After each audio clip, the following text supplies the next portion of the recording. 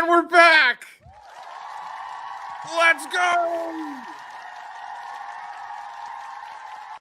We got the whole group here, man. It's Fake Wizard News. It's Wednesday evening. Another week is flying by. Gentlemen, how we doing? Flying by, man. I can't believe it is Wednesday. I thought the entire day it was Monday and then Thursday, and it just keeps going. It is Wednesday, my dudes. Tom, what's good? Oh, we're being chillin'. We got a lot to talk about today. Lots of Nintendo news, lots of last-minute breaking news entries that we're gonna get right into. I don't know, Isaac. Did you hear the news? Did you hear the news? Right. I've heard a lot of news, but which one are you referring to? The coming out an hour ago, that Starfox game. I did see that. Yeah, it was like literally an hour ago, did. or less than an hour ago. Nintendo's never, they never just do something because they love the fans and they want to give them a good moment. So like the Starfox in the movie that they just came out with was super intentional. Same with the new Yoshi game. So I'm not surprised in the least. Did you watch the trailer? I did not see the trailer. I thought it was a direct, like they were doing a Nintendo Direct. Oh, was that tonight? They literally, it was an hour ago. They went, hey, in like 15 minutes, we're gonna just put out this like tiny 15-minute direct that's gonna talk about the new Starfox game. Because Nintendo never operates that way, I saw the link and I was like, oh, cool, that's got to be tomorrow or something like that. They're usually in the morning. It makes me think. So part of the news today is going to be talking about some other price stuff. But I have a theory that, everyone has, the speculation has been that the June is going to be when they have their proper direct. Mm-hmm. Oh, my steak is too juicy. My lobster too buttery. Yeah. No, the people have been speculating that June is when we're going to get like a proper Nintendo Direct that's going to go and announce all of the Switch 2 specials and like reasons to buy a Switch 2. And the fact that they dropped a Starfox one like right now makes me think that this is a play of like, we need people to be buying Switch 2s now. Oh, yeah. Oh, they definitely desperately do. And we'll get into that in a little bit. But let's just like take a look. So this is 15 minutes. Isaac, did you play Starfox 64?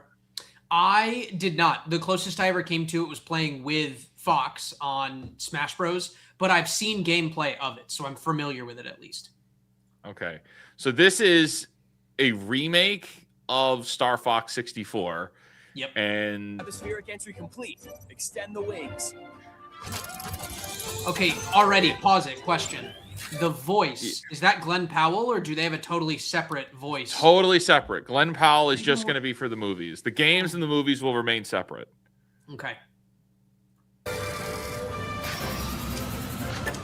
Visually, this looks awesome. I think that looks great. Like the ships look really good. Check. Sound off, team. Slippy here. So far, so good. Oh my goodness. We got Slippy. It's a Frogger. Falco here. Diffuser. All right. This is where we got to talk about it. Let's talk about it.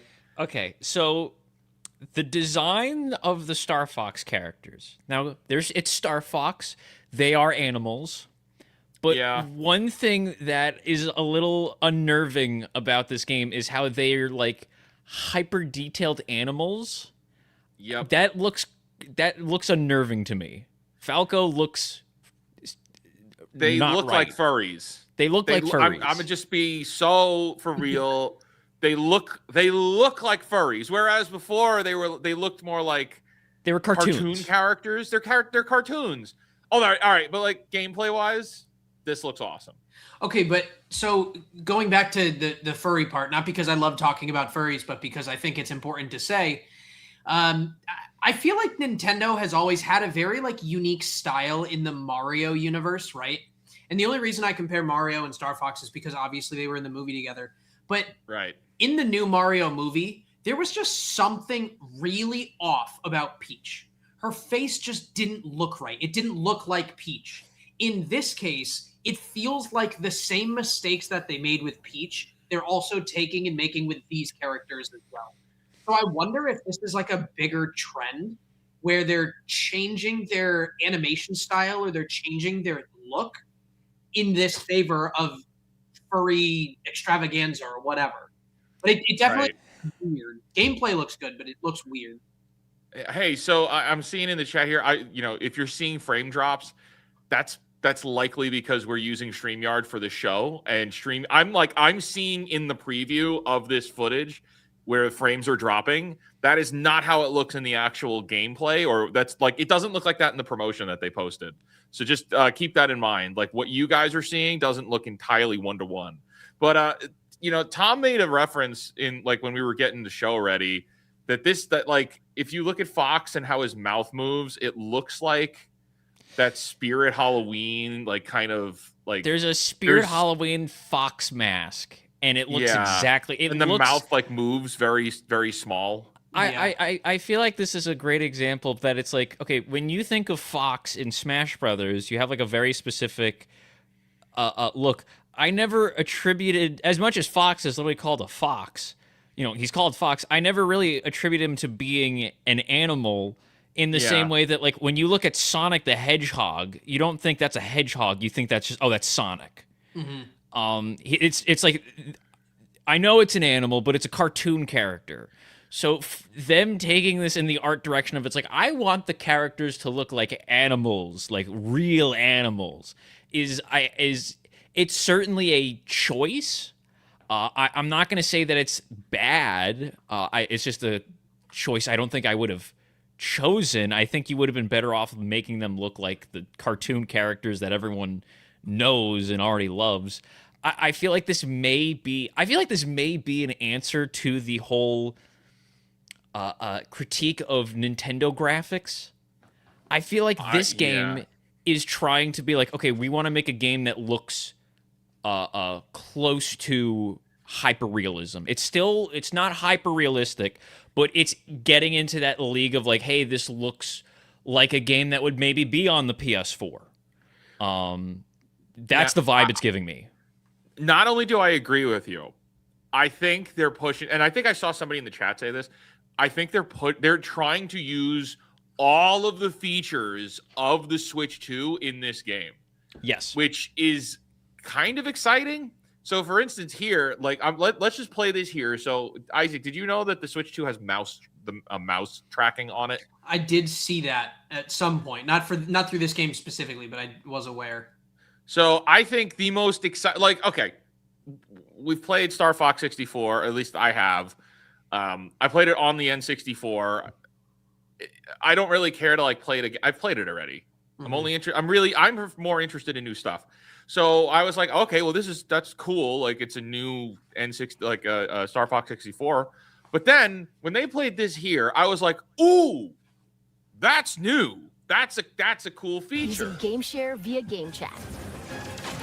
All right, so it should be next.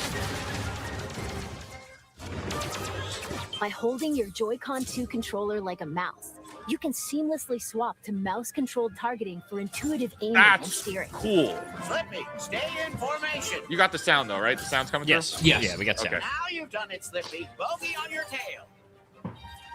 By sharing one of the Joy-Con 2 controllers with the second player, and it has co-op. you can split pilot Couch and co-op gunner again. duties in co-op. Yeah, That's but so it's wild. Not again. First time. No, but that's a cop-out co-op because it's like, hey, one guy's piloting and one guy's shooting. That's like, sure, it's couch co-op. That's like at Universal. I think it's Universal or maybe Disney when they do the Star Wars world. It's the Disney Star Wars one. Yeah, it's you're in the third seat and they just add a couple buttons with colors so you feel like you matter, but you don't. So yeah, we're back, man. Star Fox 64. This was rumored to be coming out this year, and it is. It's dropping at the end of June. Get ready, team. We're approaching. Honestly, I'm optimistic. I'm not super. I like the art style of the game itself, right? If they're going in the direction of hyper-realism, that's something that Nintendo has never done well. So this would really be the first time that they've actually, that we're actually seeing that. But I feel like the characters kind of kill it. The design around the characters, I don't enjoy. I don't like the direction that they're going. I wish they stayed more true to themselves and just fixed up the background and made that look more realistic. Fox does look like the furry head, and it's a little unnerving to me. It's uncomfortable. Yeah. Yeah. Although, yeah. I don't know. Maybe their thought process is like, well, maybe if we make it like too animalistic, it won't be considered furry bait. Because usually, like, furries want them to be like cartoon characters. So maybe they're like, well, what if we turn it up to too realistic that they're not going to be attracted to these characters? What if we make them furries instead? We'll make them actual furries. What if we make the days of shame? Like, why is Nintendo making a major IP for the furry community? Well, you know what? So confused. No, you know what? I think there's a possibility that when they were developing, because the rumor was this was, getting ready to release like earlier. I don't know. Maybe it was always it was going to be a June release, but like, when the Mario movie was coming out, the rumor was it's like, hey, we're getting a Starfox game and we're getting a not Breath of the Wild, Ocarina of Time game at the end of the year. And all I can think is maybe they saw that one Kotaku article talking about Starfox and they went, okay, we can't make him a cartoon character. We got to up the realism. And here you go, Isaac. You can get the Switch 2 N64 controller, your favorite controller ever made. I completely agree. I know you're trying to give me a crap. I think this was single-handedly one of the best ones. But for a lot of people that don't know this one was so good that it set the precedent for the nunchuck. If you took from the start button and just cut down the bottom part, it's a nunchuck. It's got the C on the back. It's got the Joy-Con right there in the middle. This is an iconic controller. And honestly, I've seen a lot of people debate, like, how do you even wrap the Nintendo 64 controller and that determines what kind of gamer you are? I get it. I understand. Now it's wireless. It changes the experience. But I'm happy they brought this back. I just wish that you could play certain games without an online membership in order to use this controller. Everything, it says online exclusive. Everything is pushing you have to have the online. That's what I don't like. You need to have the membership to buy it. To buy the game or to the No, to buy this controller. So that's all of this wild. Yeah, it's worse than what you think. So, it's a paywall behind a paywall. I can't get this on Amazon. Like you can't buy this on Amazon. You have realistically, to buy the secondary market's the only way that you can get this unless you're paying for the membership. Unless you buy it through the Nintendo store. Yeah, but actually unfortunately in the current timeline that we live in, that may end up being the better way for you to release things like this. You think it's a way to prevent scalpers? Well, because just this week, there was the Steam release, and now those controllers got scalped to high hell. So if they need to, if this needs to be a thing where it's like, hey, you need to be already a subscribed member to get access to it, I don't like it that you have to be a subscriber. If they were gonna do this route, I kind of wish it was like hey, we have a several day early release for subscribers and then afterwards it goes public. But I don't know. I feel like that's how it'll go. I think they'll see numbers here and then, like Nintendo or any of the game consoles in good fashion, as soon as they need more sales, they just release some of the restrictions and sell more. Put it in Best Buy. Exactly. So this will be, in 4 months, this will be over by the Kirby Star Rider at Costco. I think what's crazy to think about is how these controllers they do as releases as the retro controllers. There is a high probability that within the next couple of years we will get a retro Wii controller to go with the Switch 2. I I don't disagree. I think that could happen. I think it'd be maybe hard to replicate, but I could definitely see them doing it. Yeah, so here's the GameCube controller. So like they have it. It's exclusive, Switch Online required to buy it, and it's not sold out, which is kind of comforting knowing that, one of the things we're going to get into in a little bit is, like Tom mentioned, the scalping problem is ridiculous, right? It's rampant. It's gotten worse. Okay, but you know what's nuts about this? I was in the market for a Nintendo GameCube controller not that long ago. The OG controllers are almost the same price as that. This Virtual Boy never should have existed. This very did funny. not need to exist again. It's very funny, again. though. $100 for Joy-Cons, dude. Dude, it's Pro 89 controller? it's 89 for Joy-Cons for the old Switch 2. They bumped up the prices. No, but the Pro controller is cheaper than the Joy-Cons. Yes, because I think they can do better haptic feedback on the Pro. No, that's the Pro still controller that's is still great. insane. It's cheaper. The Joy-Cons suck.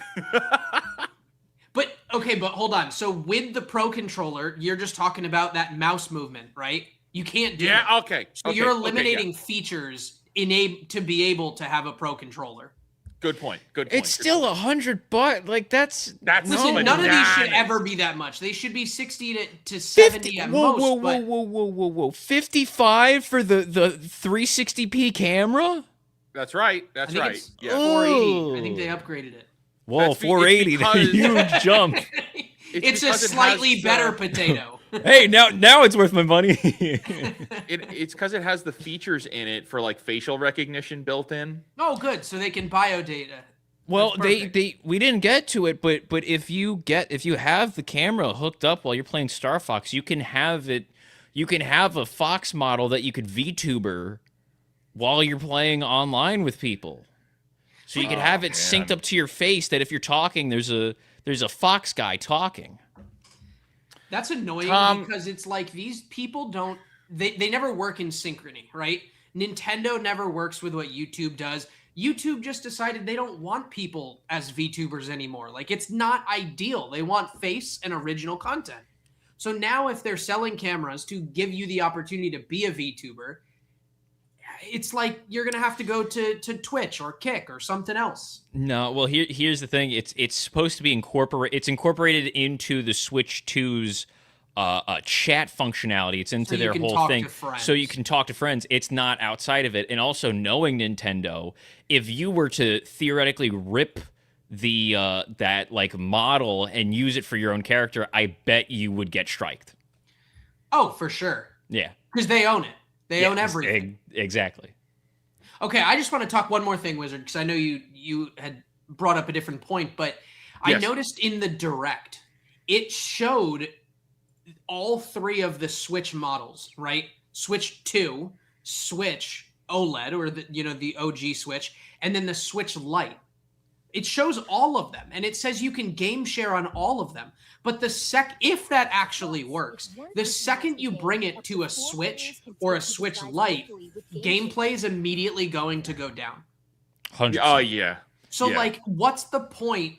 Is it for them to keep up the ruse that, hey, we have, original IP on these other platforms? Or how long are they even actually going to make it usable on those? Because they're not going to sell discs or, cartridges for this. It's all downloadable, but they built it for a Switch 2 OS. So Game Share is the ultimate feature of you have a Switch 2 and all your friends have a Switch 1, and you want the kids that have the Switch 1 to play the game, and then that kid goes home, and then the kids with the Switch 1 are like, "Mommy, I want to play that game again. I need a Switch 2." Game Share is a demo feature to get people hooked. That's all it is. That's to all be honest, it was it's smart though. with Pokopia. It's smart though. Yeah. Oh, yeah. It's Game Share is a demo advertisement. That is all it is. It's not like an effective medium for gameplay.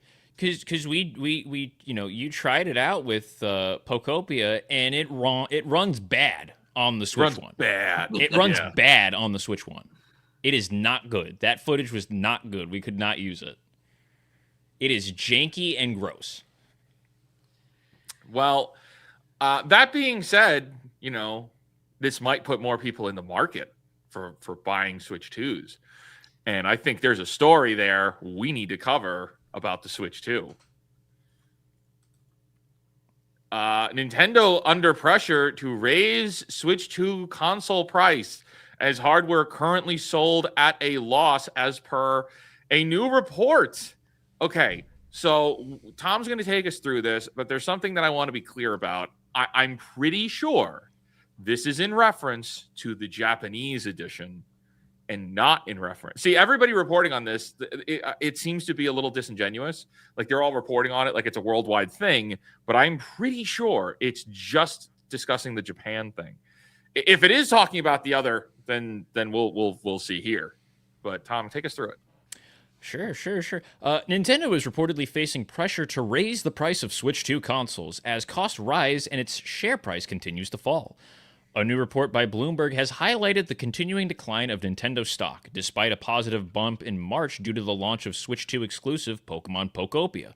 Now, ahead of the company's next financial earnings release this coming Friday, Nintendo faces scrutiny from shareholders over whether it will finally budge on the Switch 2 launch price, after raising the price of pretty much everything else. Okay, if the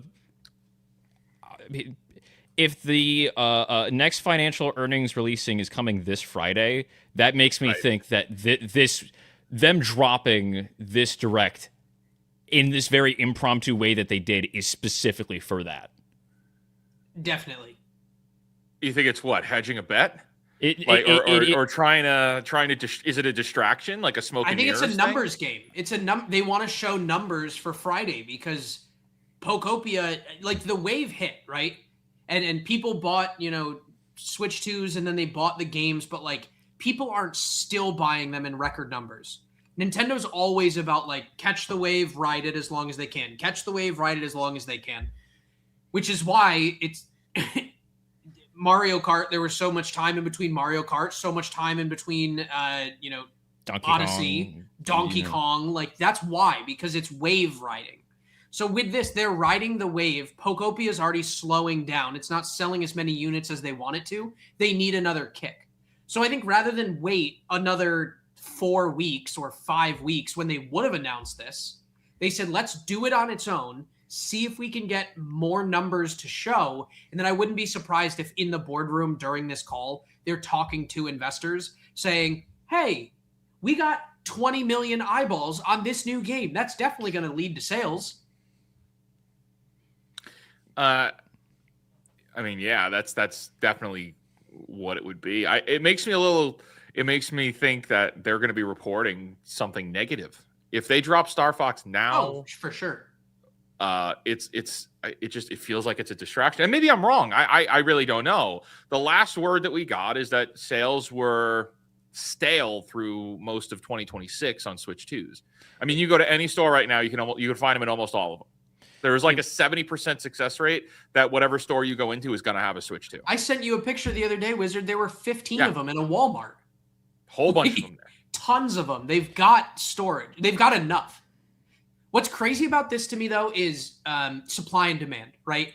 When you're in like basic economics in like 8th grade and they teach you supply and demand, it normally works that the higher the supply, or like that the more demand there is, the more they can charge. There's less supply.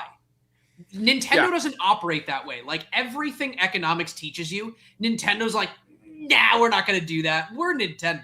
So they just keep going and going and going. Now they have all of this supply. They're unwilling to lower the price. In fact, they're talking about increasing the price.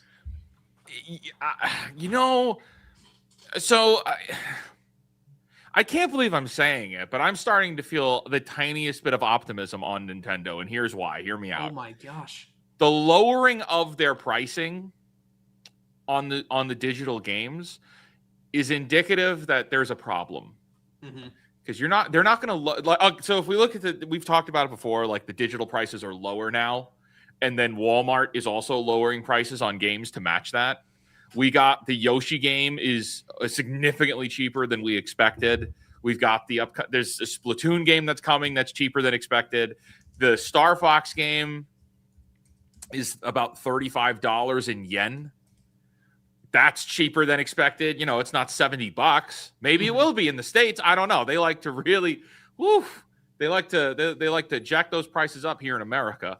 And I think that if Nintendo was going to raise prices on the console, they might have done it already. I'm not saying they won't.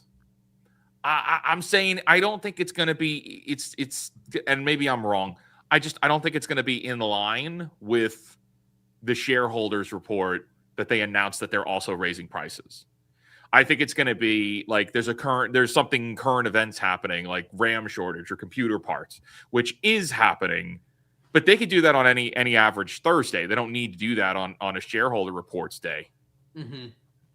We had Disney's this morning. We had I think Universal's is happening right now. Their shareholders call, and Nintendo's is this Friday. So I don't know. Maybe I'm wrong, but it seems like Nintendo knows that they blew their load on Mario Kart, and now they're trying to win people back, but they got to play ball to do it.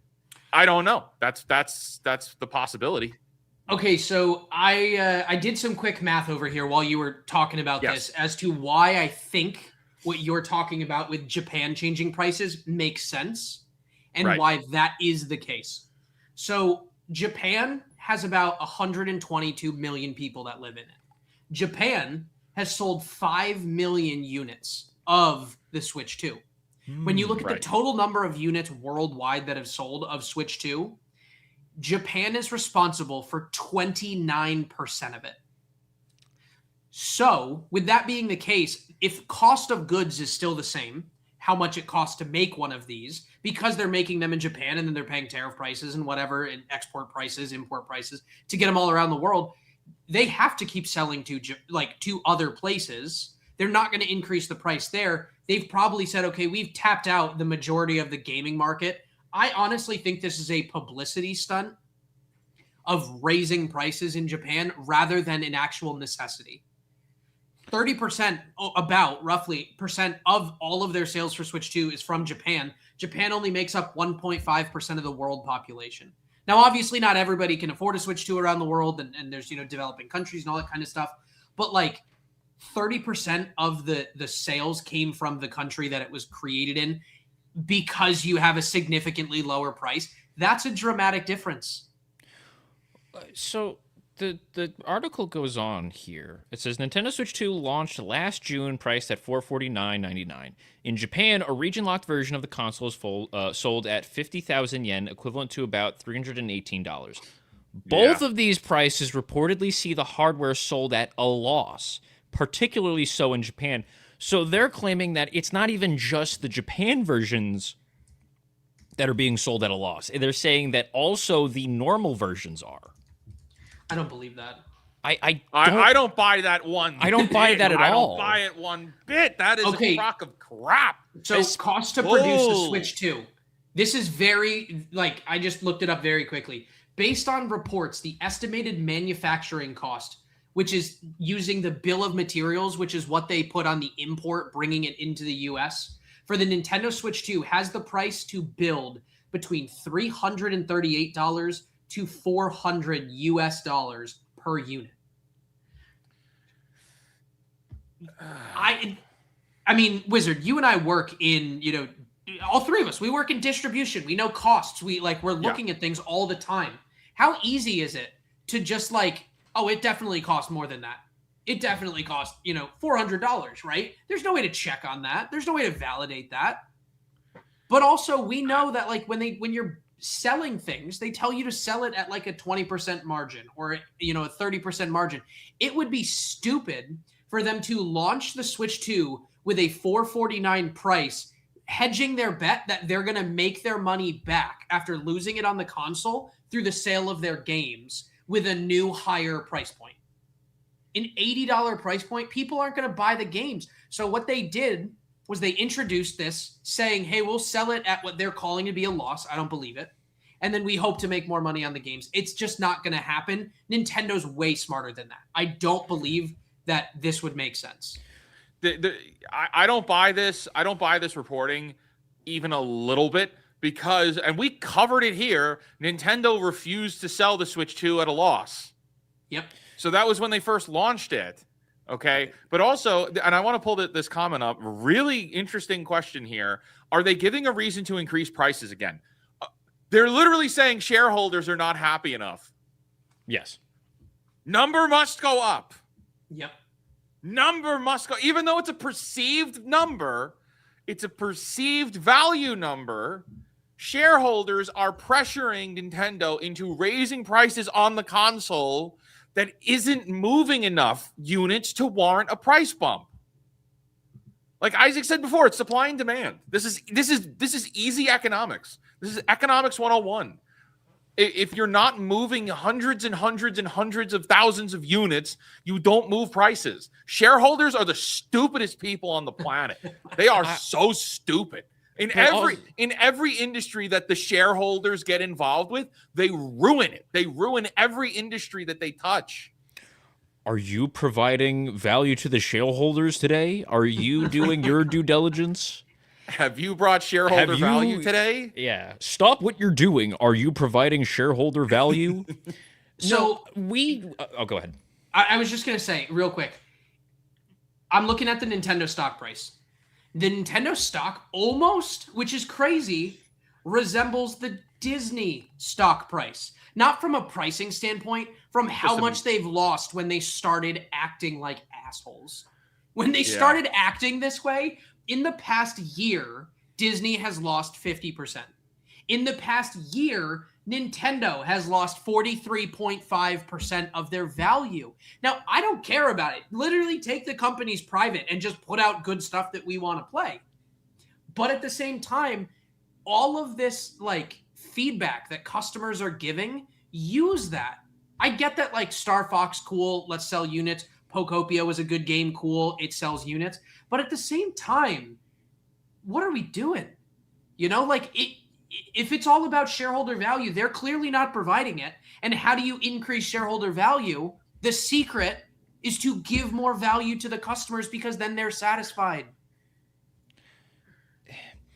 Man, this is just... We're so screwed up. It's just very annoying. It's just there is no... But you know what's crazy though? We've been doing this for a couple months now, and we have talked about the Switch 2 pricing going up for multiple months now. Mm-hmm. And originally it was a RAM problem, and then it was a this problem, and now it's just shareholders want the number up. It's so what that reads to me as there actually is no as much as there's a problem, it's BS. It really is BS. This is all just purely speculative. That it's hey, we want the number to go bigger, so we're just going to come up with other reasons. Oh, well, it could be a RAM problem, guys. That's going to be why it goes up. That wasn't it. Oh, well, now it's just the shareholders want it to go up. It's always BS. I feel like there may be some type of pressure that it's well, Sony and Xbox did it, so now Nintendo has to do it too. But actually, they have more of a reason than not to. Well, there is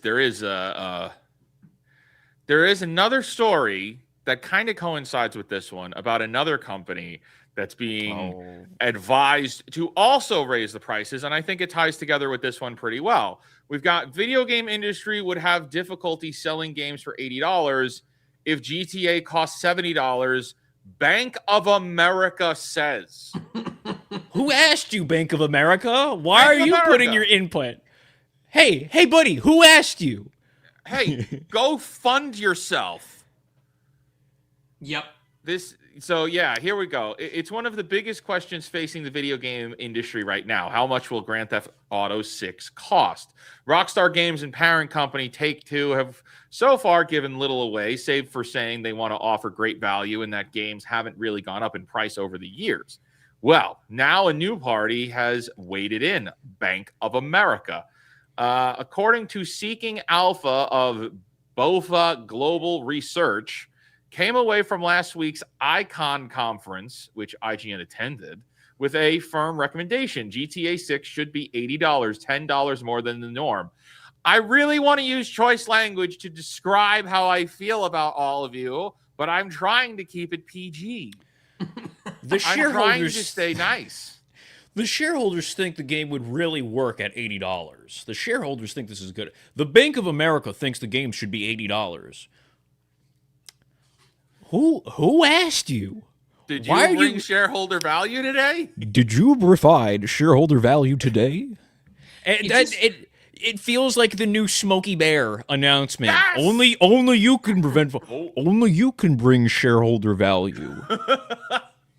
It seems like Bank of America is the bank that Rockstar uses, and they're trying to get more money into their funnel so that they can invest more and charge people more. Honestly, I don't think $80 is enough. I think, I've heard, Wizard, you put out a video, $200. Yeah. That's probably not realistic, but I think 100 is realistic. I think 120 is realistic. I wouldn't be shocked if it was 150. But I think you should charge $500 cash money for this game. I think Rockstar has the potential to do the biggest move and turn around and be like, hey, it's $60. Yeah, that but won't happen. But I know it won't. I know it won't. But do you know how that would be the coolest thing for them to do? Just be like, hey, $60, because then all of these other games that just released at $70, we put it out in the review. Saros is a $70 game, and it is not worth it. All of these games that are priced at these exorbitant prices, we just got to 70. They want to raise everything up to 80. The games at 70 are not worth it. Most games, not even worth 60. So it would be very nice for them to come in, because I have a very strong feeling they're saying this of, it should be 80 because people are not, the high businesses are upset that the $80 games went away so fast. Mm-hmm. Mario Kart happened. People that weren't happy about that. They tried to do it with that one Microsoft game that no one bought. What was it, David? What was it, Wizard? What Microsoft game? The anti-capitalist game that was providing capitalism. Outer Worlds 2. It's the $80 games, and then boom, they went away. People don't want $80 games. I feel like this is them trying to bring back that into the conversation. Yeah, but I don't think that we can justify that as a lateral move, right? Not to say anything you're saying is wrong. I think if GTA 6, which has been 13 years in the making, is going to be at 80, I don't think we can ever say that another game deserves to be 80. If anything, I think that this exposes that the market has been entirely overinflated.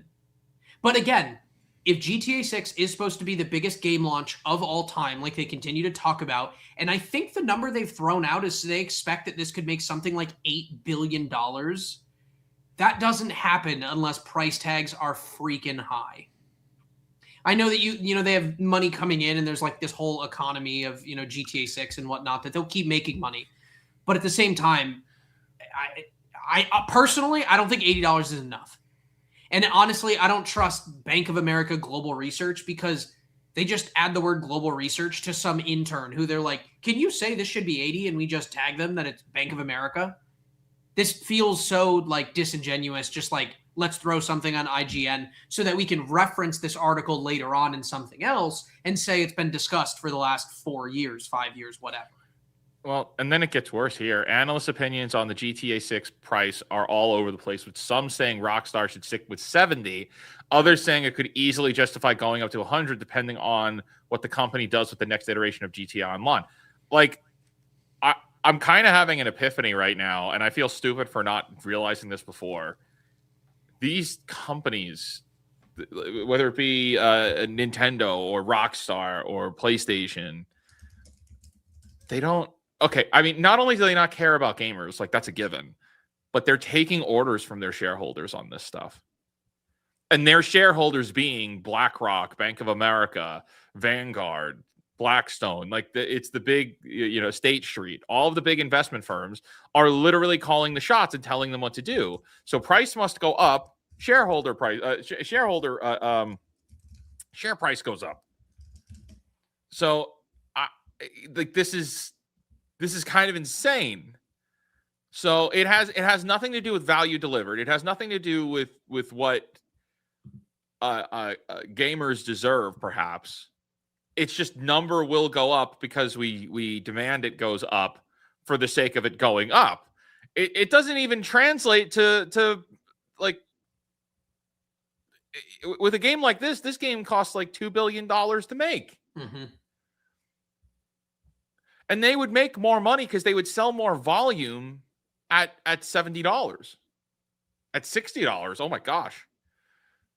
Then everybody could break in, especially in these economic conditions we're currently in. It's insane. At $60, this would be the best-selling game of all time. Oh my gosh, yeah. Like, not even close. But that's the thing. That's the thing, though. So it's like, hey, you would make more money if you played the volume game. But instead, they're like, no, we want the $10 extra because we make more money per conversion. So it's not a matter of that's business. You have to figure out. No, I totally agree. But like, that's how businesses operate behind the scene, right? Because maybe not a lot of people know that. They're not trying to say, hey, how can we cover costs and make sure we're providing value to the customer? Their question when they decide prices is, what's the highest that we can charge people that they will still buy it? Yeah. And that's how they make their decisions with this. So this isn't a question of, are we nice and give them the extra $10? This is a matter of how many people will we lose if we make it an extra $10? And is that worth it to us in the long run? And nobody knows what their answer is right now because they've been so like locked lip, throw the key away on what the pricing is actually going to be because of how much money they're making every year in GTA 5. They're still making $700 million a year through GTA 5. They don't want to ruin that by making people stop paying into an economy to prepare for GTA 6. But again, right. Bank of America has no involvement. They don't belong in here at all. I don't care what they say. This is just take big company name here, put it next to another big company name here. Let's make an article. That's what this is. Well, conversely, something we were just talking about a little while ago, Starfox pre-orders up on the US eShop, $50 digitally. Oh my gosh. Should be $60 physical edition. This does not scream Switch 2 is doing well because this is a Switch 2 exclusive. This is from the same company that was pushing their games up to $70 and $80. So, like, this is kind of nuts. You've got the Starfox game to introduce Star Fox to a whole new generation of gamers, and it's coming in at a lower price, which, hey, awesome. I'm not complaining. I'm just pointing out that's not a good sign. That's not a good sign for the health of Nintendo. Yeah. Especially after you just introduced Star Fox in the Super Mario movie. But it does get worse, Tom. It does get worse. Take a look at this. Oh no. Look at that. What are we doing here? You forgot leg day. Look at this. I got Kate is never mind, bro. He looks way too realistic. As it gets worse. And look at those legs, man. Why? Goodness. Why is he a chicken? Why couldn't they have just What a thrown mess. some baggy pants on and just called it a day? Why does everything have to be overthought, overdone, unnecessary? Oh, well, that's like, if people are already sharing it, like this is what why can't we have this? Why does he look like that? What's wrong with this? This looks terrible over here. I feel like this is a Hyper-realistic classic Falco. use of they have technology that they thought they should use and they just shouldn't have. Totally Like, unnecessary. Come on. Tom, you're muted. Can't hear you. Yeah, this is the hey, look, we have technology now. Yep. So Yeah. I don't know, man, but it's a mess out here. Prices are going up, prices are coming down, predictability is all over the place, and it all comes down to: are you bringing shareholders value today? Okay, so I wanna make a guess because I've seen Marv do this on Culture Crossfire, right? I want to Yes. make a guess. I looked up Starfox 64 sold 4 million copies worldwide. It is the 9th best-selling Nintendo 64 game of all time. Okay. I would like to predict that this game doesn't come close to 4 million copies sold. I 100% agree with you. I don't think it clears 2 million. Yep, I'm thinking it might do 50%, if that. But then that begs the question, was it worth doing a remake? Well, okay, so the original rumor is that we were getting a remake and then we were also getting a new game. It looks like all of that was poppycock and we're just getting the one. But there is still the possibility we get, the remake and the new game, and this is setting up for a new game, so they got to introduce this one first. But I don't know. I don't know. I think if the game releases at 50 digital, I feel like there is going to be people who, because we know the number estimate from the end of last year is there was 17 million purchases. There was 17. If Donkey Kong capped at 4.25, yep, then I don't think Star Fox hits 2 million. We know Pocopia did about 2.2, and it would be right in between here. I'm willing to wager that if it is at a price if it is all of those games are 70, if this game is 50, I feel like people are going to be incentivized to buy it because it's cheaper than everything else out right now. People are going to get it for the fact of, oh, well, I want something else on my Switch too, and this game is cheaper. I feel like that is going to be a decent chunk. I don't know if it surpasses. I feel like it may hit. I think it'll hit higher than 2 million. I don't know if it hits 4. I don't see a world in which it hits 4. I don't see a world in which it hits 4. I don't see it beating Pocopia. Pocopia was a cultural landslide. It was trending for 2 weeks. You had people talking about that game for 2 weeks. It's right. They have years of running that stuff that works. And we know that there's close to 20 million units out in the open. That's your top of funnel. Like there are, let's just say 20 million people in the funnel that could be possible to buy this. And Pocopia moved definitely 2 million. I'm looking forward to getting the updated numbers this Friday. I'm hoping we get real numbers. I'm hoping all of this gets updated. This is the Nintendo site we're on right now. This is the official Nintendo website. Like this is their own data, which updates every quarter. Yeah, so this is as of December 31st. Oh, so as of December 31st, they still have Wii U numbers for sale? Well, this is just from the past. So okay. Only 8 million. Wii U was a flop. Wow. Yeah, Wii U was not. Well, I mean, Wii U was strong for what it did as an in-between. Nintendo Land. Wow. Cleared 5 million. Wow. 3DS. You know what? This right here. Incredible. This is why Mario Kart was $80, because it's the number one selling game. Yeah, but if you look at it, right, 70.5 million versus 14, and I don't believe that this is because of timing. That's a massive gap. If you're telling me that you've only been able to sell 18% of the market that you already had in, it's going on a year since the Switch came out. Wasn't it May of last year? June of last year? It was June of last year. We're going on a year. We're going on a year. You've only been able to sell 18%. It's not happening. Right. Like, you very clearly did something wrong. All of these numbers for Switch 2, as much as they publish this, this really speaks to how bad this was, Bonanza, horrible game. Mario Kart World, horrible game. There are good parts to it, horrible game overall. And I say that as a super fan for Mario Kart. I like literally, I know Wizard, when you talk about Star Wars, I watched you with Marv on May the 4th.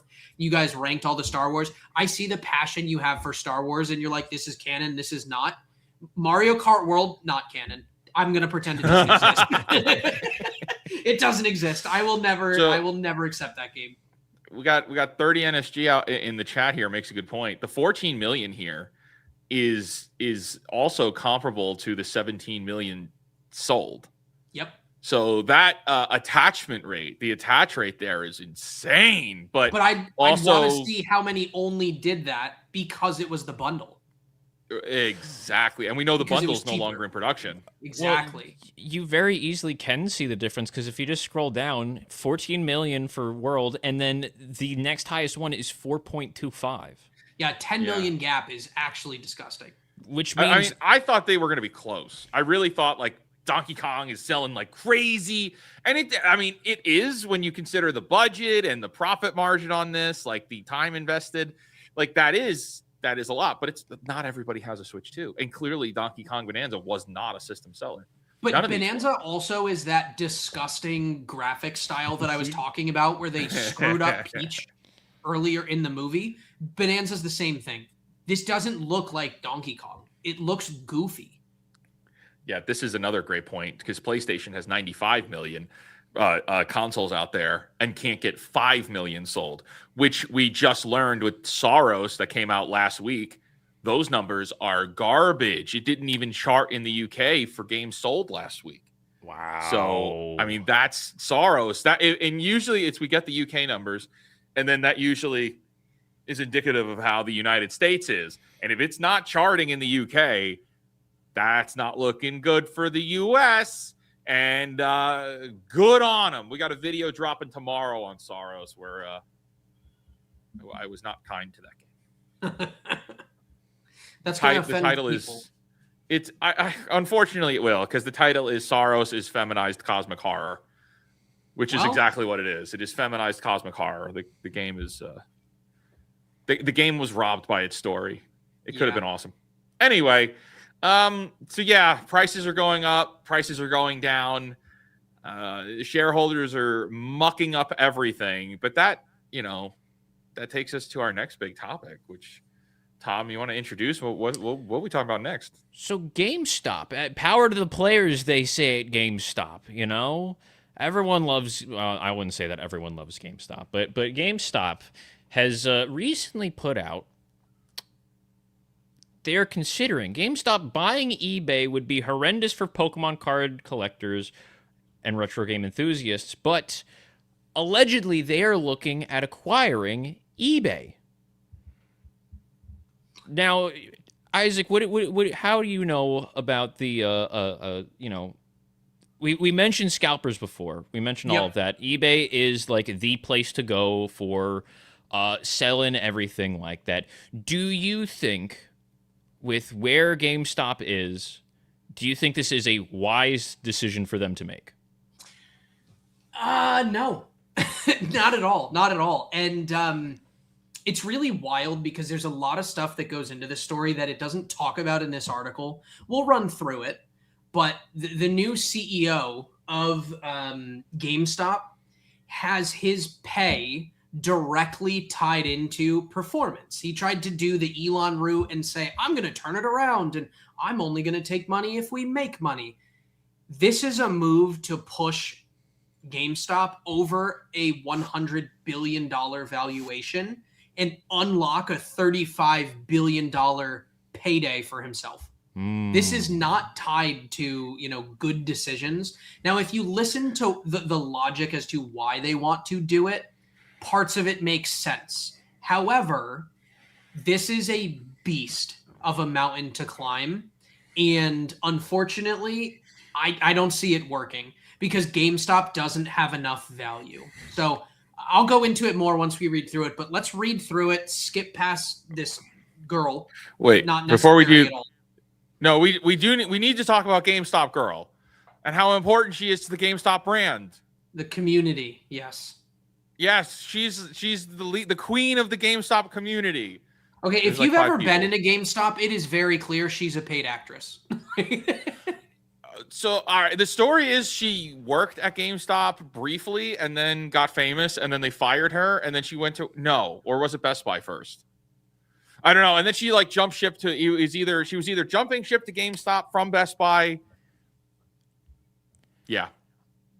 I think it was GameStop to Best Buy back to GameStop now. That may be it, but there she is. All the stars are here. Reports have emerged that GameStop is considering an acquisition of eBay. Fans of everything from Pokemon trading card game to retro gaming should hope this deal does not happen, as it could have a disastrous impact. The Wall Street Journal reported on May 1st that GameStop has quietly been buying eBay shares and is currently preparing to make an offer to acquire the publicly traded company. We don't know the potential acquisition price, but eBay's market value is currently around $46 billion. This acquisition would be a big swing for GameStop, which has a comparatively smaller market value of only $12 billion.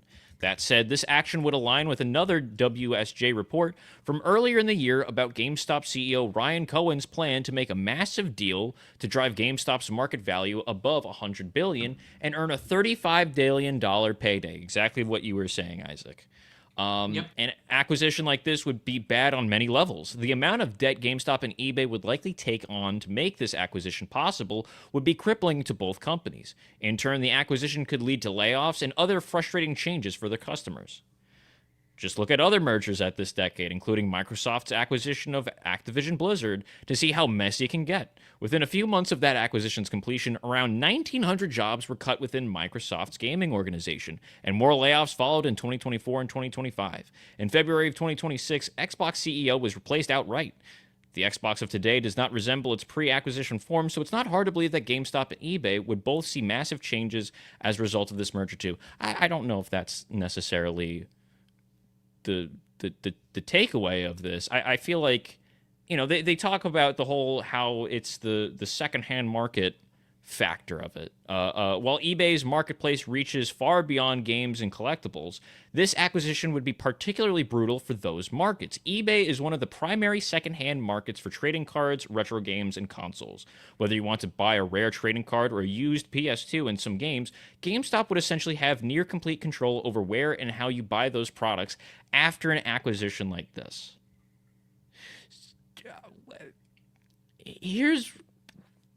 I feel like the thing with that, though, is that, okay, it's already happening on eBay. Unless they shift it into, is the question, I think, is, and they haven't really put out a full, proposition for all of this. This is all kind of speculatory on them making this possible acquisition. But is there anything to be said that, okay, GameStop would completely strip away the eBay selling things? Because the whole point of eBay is that it's the aftermarket. People sell it at their price point. Yeah. How would theoretically, wouldn't GameStop just be taking that position over? Why it would be foolish for them to change it in a way that would then, I don't know. I feel like you would just want to have that access. I don't know you'd want to necessarily change the way that it works. I completely agree. There would be no reason to integrate these two things into each other. I don't think the GameStop infrastructure is near powerful enough to integrate all of eBay. eBay's huge. It's got years worth of data attached to it for what people are buying and selling. It's got all the app, the feature, eBay's infrastructure is its own thing. GameStop is its own thing. I hope to God they're not planning on integrating those two. It'll kill eBay. If they do that, it will kill eBay. There will be an eBay. If this happens and there's any kind of friction on eBay, you're going to see, in the same way that they made Blue Sky to compete with Elon Musk's Twitter, you have Threads to compete with Twitter. It would create the same thing. It would, and somebody else would make their own, there would be a bunch of eBay clones that pop up to compete with eBay. And people would jump ship. You got Whatnot right now. Whatnot is competing with eBay big time. I was just about to say there already is competitors for it, especially in the space of, trading card games and video games. Like, this sound like the approach they're taking on this is sounding almost like they're monopolizing the market. They're monopolizing the secondhand market. And it's like I don't know if that's necessarily what they would be doing with this. This seems more like GameStop is trying to solidify their place in the possible reality where physical games no longer exist. So they have to go into a market that is still thriving in the retro games market and with collectibles right now. You go into a GameStop, how many actual games are there? How much of it is just worthless collectibles? The remnants of Think Geek and pop figures and cards. How much of it is how often are you actually going to GameStop to buy games now? Not often. Not often. If this is really what's happening, he's 1,000% merging eBay into GameStop. GameStop is buying eBay with money they don't have. Plus, the CEO of GameStop is a 5% stockholder of eBay. I guess, yeah. I mean, you can have it, but you don't need to merge those two infrastructures. I feel like that would be so bad if that happened. It would be better to just let them operate. GameStop can own it, but it can still operate on its own. It doesn't need to, there doesn't need to be a big merger of infrastructure like Hulu into Disney Plus, like Ticketmaster into Live Nation. Like that would be a mess. I feel like what they may want to do is have some type of service, because GameStop is going extremely hard into the collector's market right now with things like the the graded slabs, the PSA slab, the Pokemon cards and stuff like that. Right. I feel like this is a play for them to try and have like a standard of, because they're trying to get people to go to GameStop and sell to them their PSA Pokemon cards for them to now sell. They're trying to they want it to make it, instead of you selling your Pokemon cards on eBay, you sell them to GameStop. That's what I feel like they're trying to corner with this acquisition by having it be, hey, well, because it's GameStop and eBay are the same thing, there's now a new service specifically for collectors. There's now a new market. You can go to GameStop and trade in for market value on eBay instead of it being a random number that GameStop randomly generates. I feel like that is best case scenario and possibly what they're trying to do with this acquisition. Well, is there more to this article for us to go through? Let us take a look. Let's continue. Let's see what else. That could have negative ripple effects on pricing in the short term, given how high prices have already gone for Pokemon and Magic cards at both GameStop and eBay. If this reported GameStop-eBay combined company doesn't work out in the long term, it could destroy key storefronts used by collectors, enthusiasts, and preservationists alike.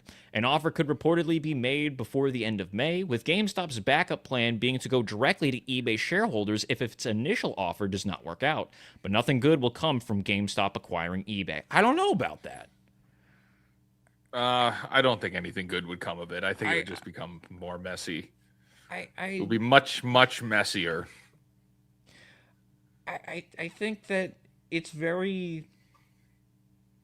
This article is portraying it as extremely doom and gloomy. They're blackpilling. They're blackpilling very hard on the GameStop merger. But the whole it's very funny how all of our topics kind of segue perfectly into each other, because there is a very big problem with the card market in Pokemon. Something that GameStop did to try and curb the resale market is, if you want to buy Pokemon cards at GameStop, they have jacked up MSRP rates. And the concept behind it for them is that, okay, well, if we have a higher MSRP, scalpers won't buy all of our stock, and resell it. So instead, you just pay our higher prices instead of their higher prices. So we'll scalp instead. So we'll scalp you instead of them. And it's like, wow, that wasn't what we needed. That wasn't nice of you.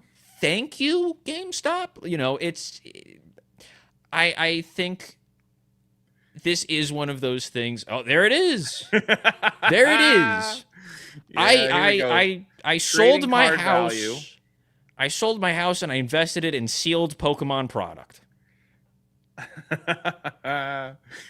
This is you got the S&P 500. Everything is beating the S&P. What are we doing here, man? Look at that, dude. It's like, hey, yeah, that's my retirement is I'm all in on Pokemon cards. This is for you, Jimmy. I got you a rare Charizard. This will pay for your house. My retirement is tied up in all these Bulbasaur cards. I have every single Kabuto card imaginable. This should be able to get you a compound. I'm buying 70 acres of land with Pokemon cards. I feel like, you know, we give a quick testimony, but I want to quickly pull up something because unironically I have a Pokemon card that is exactly that. Okay, you know, I look at this, and now some people will look at this chart and be like, I gotta get in on Pokemon cards. I look at this chart and be like, I will never touch Pokemon cards. What? I didn't realize how high it went up in price. Oh my god! What do you got? Do you have the golden ticket? Okay, so back in 2021, when everyone was the reason why Pokemon cards are the way they are right now is because during 2020, all of the streamers started opening up cards because there was nothing to do, kind of a thing. And then people went, wow, they're having fun opening the cards. I should go to Target and buy cards too. And it just had this like really bad snowball effect where everyone then got into Pokemon cards. And you couldn't buy them at Target, you couldn't find them at Best Buy, and like one of the only ways to do it was to get them off the Pokemon website. And there was a special Bidoof Day, I think it's in June or July, and they had this promo where it's like, hey, it was like an email code, and if you checked out with it, or if you just checked out during the specific time, you got a special delivery Bidoof card. That card is now going for $700. $700? $700. And granted, that is the asking price for it. That's not actually what it is being sold for. The market price for it is $434. But for a Bidoof card? For a Bidoof card, a special delivery Bidoof card. Why? I own this. I own this card. I got this card because I checked out at the right time and I got it. I had it at the bottom of my tin, and me and my buddy were sorting through my cards, and I passed him to it, and I was like, I wonder how much this is. You know, I got it. And he was like, you need that in a hard case right now. And I'm like, why? Because back then it was $200. Now people are trying to ask for $700 for this doofy little fella. No. It should not be. It is... We're so back. We're so up. We're so up. All right, guys. Can you zoom in on the card? I want to see what the art. It's him it's him strapped in. He's strapped to a Charizard. It's because for the Pokemon Center, they have a little delivery Pikachu riding a Charizard. You know, and that's so this card is supposed to be a spoof on another card. It's like, okay, well now it's Bidoof instead of something else. And now people are asking, well, let's see, they're asking for $700. What are the other cards? You know, one for $700, special 8.5 for $799, $950 sealed. $1,000 for Bidoof. Mine is sealed, so technically, if people are asking, This is a $1,000 card potentially. You didn't open it? Sealed. I don't have it open. Oh my gosh! You got $1,000. So you're telling me there is $1,000 valued Bidoof card out there? You could, in theory, get you could sell it for $1,000. I'm gonna really quickly. I'm gonna do some real quick math, because technically that's the sealed value of it. If I was to decide, get it graded? I'm gonna go get it graded. We're looking and graded. Well, so that's the problem with it, is apparently the issue with the sealed cards. If you send in there's like two big sealed cards right now. There's the special delivery Bidoof, and then there's the Van Gogh Pikachu, the Van Gogh Pikachu. If you get it graded sealed, the grading is for the packaging it's in, not the card. So if you want to get the card graded, you need to open it up from the packaging. It's a really very dumb system. So special delivery Bidoof PSA 10. Let's see, on eBay. Let's look at it together in real time, friends. Let's see. No. Oh, $8,000, $6,800. Well, okay, that's the list. $10,000. Let's look at what it actually sold for. We'll look at the sold. Yeah, let's look at sold items, completed items. Oh, $6,500. Is this for a 10? Sold. PSA 10. 6,500. Okay. It's a gem mint. So granted, maybe that the gem mints are the pristine of the pristine. But theoretically, this one card that I got from just ordering at the right point in time could now be worth $6,500. Again, sold for, not listed for, sold for $6,500. And this all goes back to the GameStop eBay acquisition, because in theory that would give this whole thing would give GameStop almost complete control over this market. No, I mean, this is now, because I'm speaking from ignorance here, but where do most, because I think it's ridiculous. I don't put any credence in this stuff. It's paper. It's literally paper, but it's art, right? So now this is the trans. Art has changed. It's no longer like you buy paintings to hang up in your home. Art is now Pokemon cards. I just realized it. Oh my god! Yeah, dude, here's my artwork in my home, and it's like, no, people buy. It's art has. Maybe is this because it's actually smaller in dollar amounts? Do you think that's what it is? Because if you buy paintings, it's usually like a lot of money for real paintings. And now Pokemon cards, I think it's smaller dollars, which has led to more people being able to get into the market.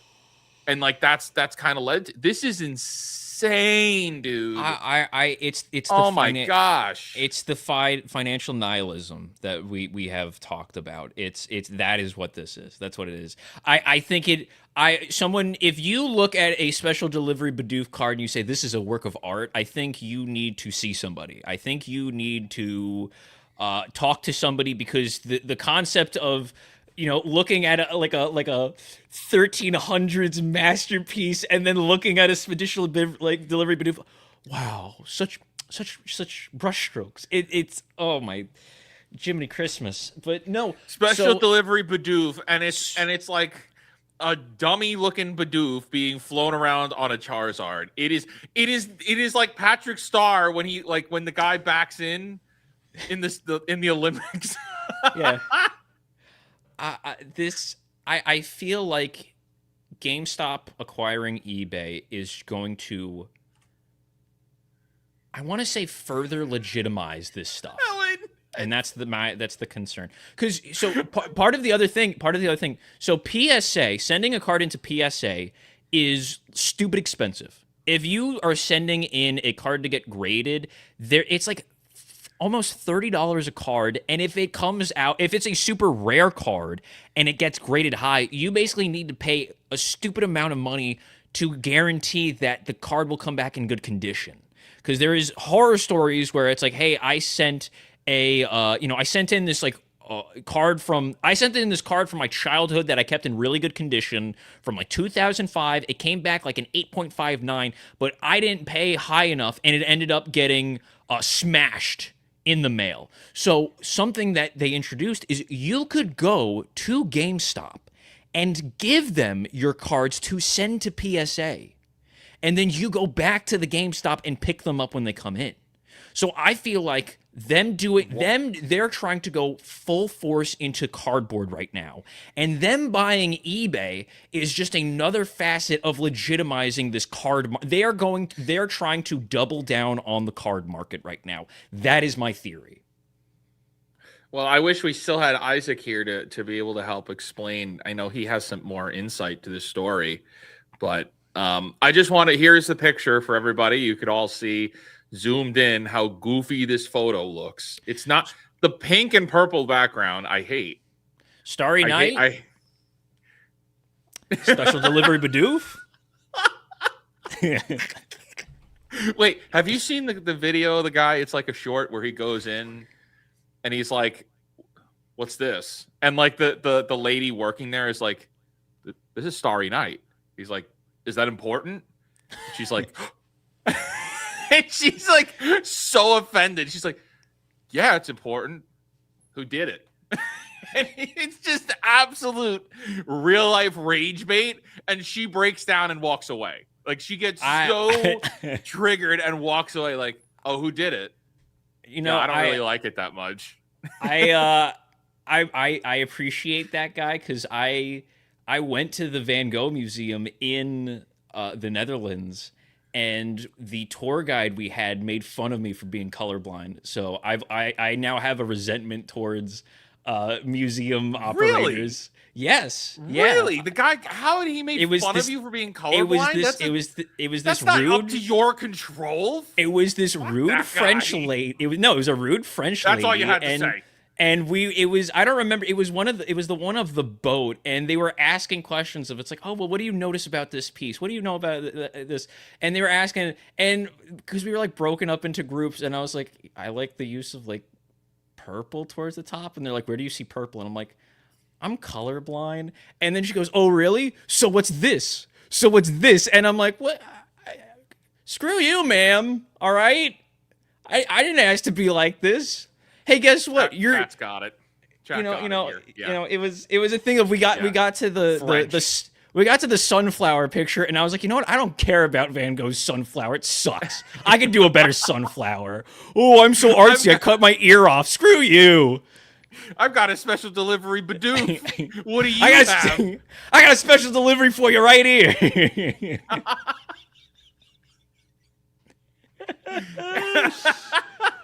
Oh, yeah. All right. Well, this is a really good setup into something else. The next section. We have to address. We got to talk about. I got it here. Oh, do you have the article pulled up, or do you have? Okay. No. I have an article too. I got the article. We're just gonna cue this up by saying, Pokemon Scalpers are now selling the displays from the Target collab. Some cutouts have sold for $900. So yes, there is a Pokemon collab in Target across the country happening right now. Things have sold out almost instantaneously. And here we find people are taking the cutouts and selling the cutouts for hundreds of dollars. And these are the sold for prices. That means somebody's yanking these off the stands, putting them on eBay, and then people are buying them, dude. What is going on? There is videos of people just walking out with them. No questions asked, no anything like that. Here's a really, really quick tangent about that. So Target has a very high sophisticated system where if you take anything, they have your picture and they have a file next to you, and it's ranked to how much money you've stolen. If this goes up in price to a point further than that, do you think they're going to go after people that took them out and walked away? I have a lot of thoughts about that. I just think more people need to be getting arrested for stealing. Well, no, I just think that's the case. So part of that is they specifically wait for, I think it's like $1,000 or $1,200, because then they can get you on a federal level. So that's why they wait. So my proposition is, if this hits that 1,200 point and they have videos of these people walking out with it, do you think they're gonna, hey, it's now tax evasion technically? I don't think that's how it works with these particular items, though, because these aren't for sale. So the $1,000 value here is a perceived value. It's not MSRP. It's not for sale. It's just theft. And I don't know if you can make a case that it has a dollar amount on it. Like, they're just stealing these from Target and then selling them. But what we do want to talk about, though, is the actual the actual collab. Yes. So why don't you pull up the article so we could look at what this actually is? Because clearly it's moving units. I feel like we should preface, we did look into Target the day of, and I've got those photos pulled up. We'll talk of our experience about that after we go through this, just because I'm curious exactly the take they do here. The Target X Pokemon Anniversary Collection is proof that the scalping situation is out of control. Really, guys? That's you're showing them. I went to the Target X Pokemon 30th Anniversary drop in person this past weekend and was sorely disappointed to discover that the scalping problem hit a merch drop that was intended to celebrate fans from across generations. Okay, well, technically it was just Kanto, but sure, yeah, you're not wrong. The collection, announced back in April, released in stores on Saturday before becoming available online Sunday. While I wasn't entirely sure what to expect from the in-person drop, I'd heard enough about the bloodbaths of TCG restocks to show up at my local DC Target at the strike of 8 a.m. Because I was mostly going for vibes, I spent some time with the greeters handing out the notorious free Pokemon buttons at the store's entrance. The workers I spoke to... I was mostly going for vibes. Guys, I didn't go to buy stuff. I was just a surveyor. I was just there for the vibes. I was there for... I did get the free Pokemon buttons, and I did sell them for $60, but I'm not the problem. No. The workers I spoke to mentioned that they hadn't played Pokemon since they were kids, but could tell the collection was a big deal. Okay, so they have some images. So this... They must have gotten there early. There's the Pop-Tarts. They still had Pirates booty the last time I checked. The T-shirts, all of the stuff. You got the... already you could see that this is starting to thin out over here. Now, all right, these photos are crap with that filter on it. They are horrible. Stupid ad filter. Thanks, IGN. After much deliberation, I picked a Charmander. Oh my gosh. What wasn't restricted, though, was pretty much everything else in the collection. By the time I walked upstairs 5 minutes later, any evidence of any Ascended Heroes restock had been cleared out. That's the Pokemon set that's available right now. Alongside the collection's Kanto starter jackets.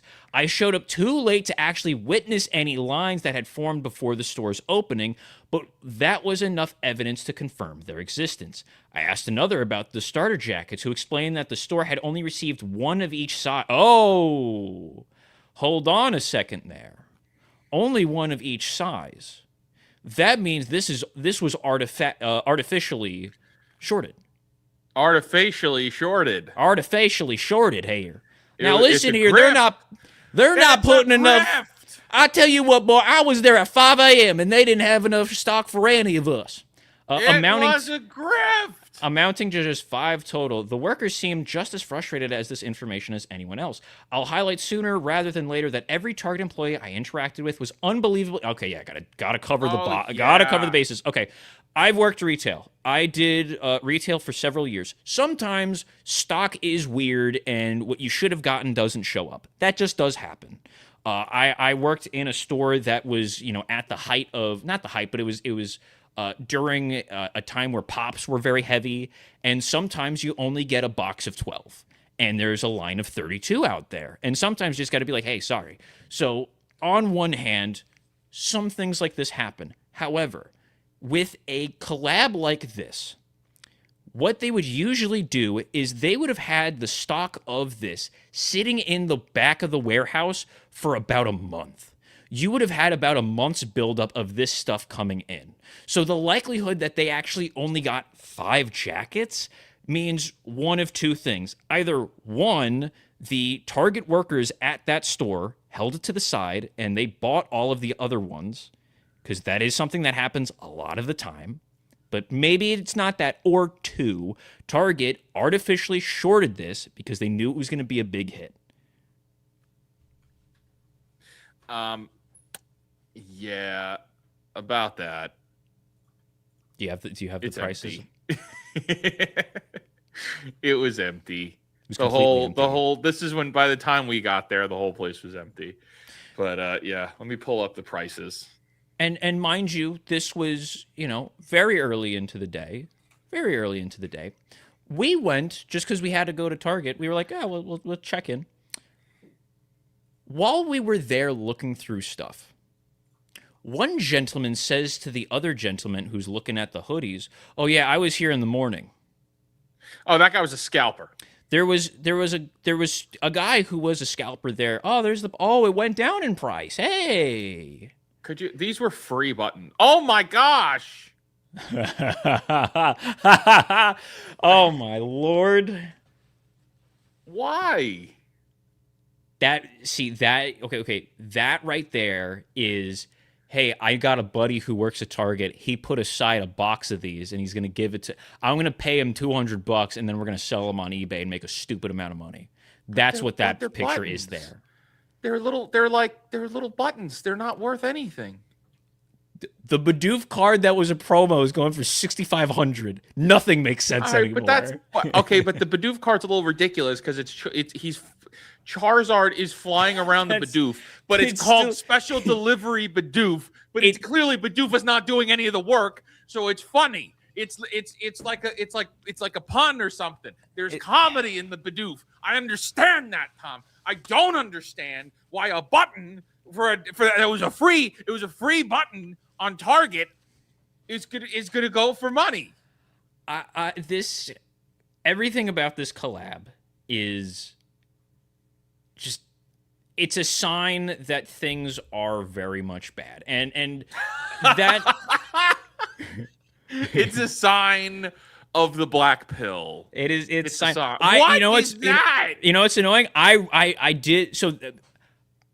I'm annoyed because there are elements to this collab that I did want to get. There's a Ditto hat, a Ditto dad hat, and there's I like the little fanny pack. I would probably have picked those up if they were available.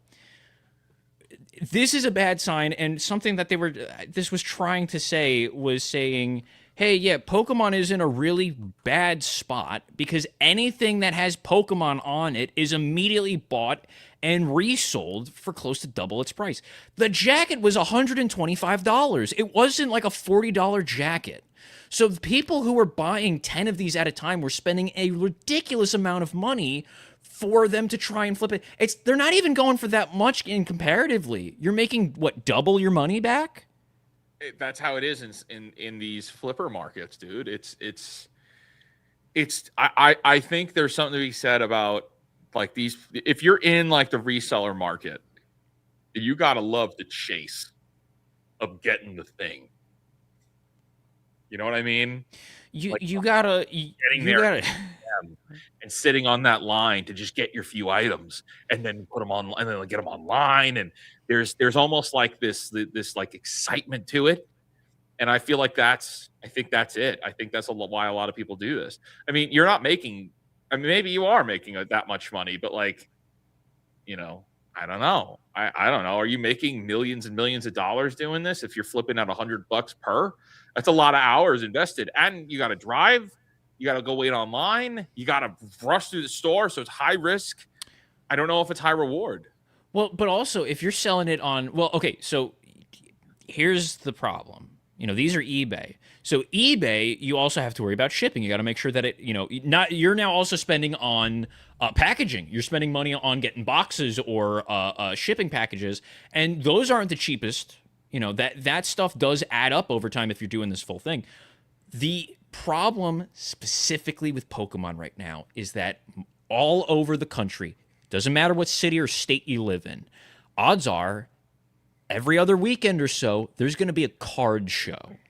They're going to rent out either they're going to either rent out the convention hall space in a hotel, at a church or a high school, at someone's local ma and pa shop, or just at a mall. And they're going to set up their booths and they're going to try to sell Pokemon cards. And that's exactly who was buying all of this stuff.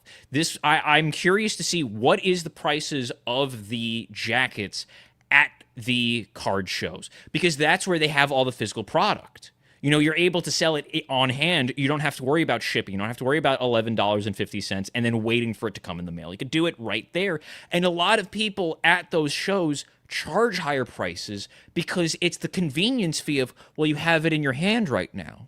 You don't have to worry about it coming from eBay where it can get damaged or lost in the mail. It's in your hand right now. You could take it away with you. We're going to charge you a little bit more money for it. That is who I think purchased all of these things, because, all right, well, I already have a booth this weekend at the local card shop, so, you know, I'm just going to do it here.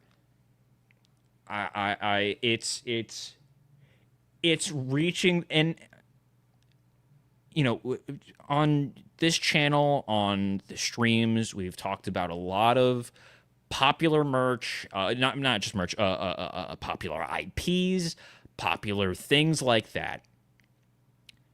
I don't think there's any other property at the moment that is as sought after and purchased like this than Pokemon. Pokemon is the only thing that is doing these numbers. I almost want to challenge that, but I need to see if I could find it. I'm curious to know. No, it's not up yet. So I was sitting all day in a queue for Star Wars Celebration. All day. Not because I had any interest in buying it. I just wanted to see how many hours could I leave it on my screen here to get in and see if I could, like, if I can get it, and like how much is it going to cost, and like what actually do they have for Star Wars Day. Okay. I sat in this queue for almost 8 hours. And by the time I finally got in, and I just let it ride, I just let it sit there. And by the time I got in, this is what I saw. So we see here, this is today. This literally happened as we're on stream. This ended. Like, I got through while we were on stream here. Star Wars Celebration Los Angeles 2027. You'll see on the right side here, everything is sold out. By the time I got through, everything is sold out. Why? Well, there is a limit. If we look at the bottom here, there's a limit of 20 tickets total per customer with a limit of 4 Jedi Master per order. They let look at these prices. $1,200 plus $10.99 service fees, no sales tax. That's $1,210 for the Jedi Master VIP ticket to get in. The next one under that is a 4-day, coming in at $260, dude. Fake Wizard was there just for the vibes. I was there for the test for this stream. Yes, I wanted to know what was it going to be. And it's we talk about the scalping market, dude. These events like this, you got BlizzCon, you got Star Wars Celebration. It's all scalping, man. I don't see them up for sale yet. I think maybe it's too early, but there's got to be somewhere somebody's reselling these. So, I think I talked about it last week. The reason why you get a VIP ticket to these conventions is because the VIP tickets let you get on the show floor an hour to half hour early than everyone else, which allows you to be the first one in line for getting the special drops. So what you do is, if you are a reseller, you buy a VIP ticket, so you are the first person in line at the Croc Demon Slayer booth, so you can flip the Croc Demon Slayer Crocs for $500. Or you can wait on the Magic the Gathering line to try and get the Magic the Gathering Marvel crossover comic and try to sell that for $300. So okay.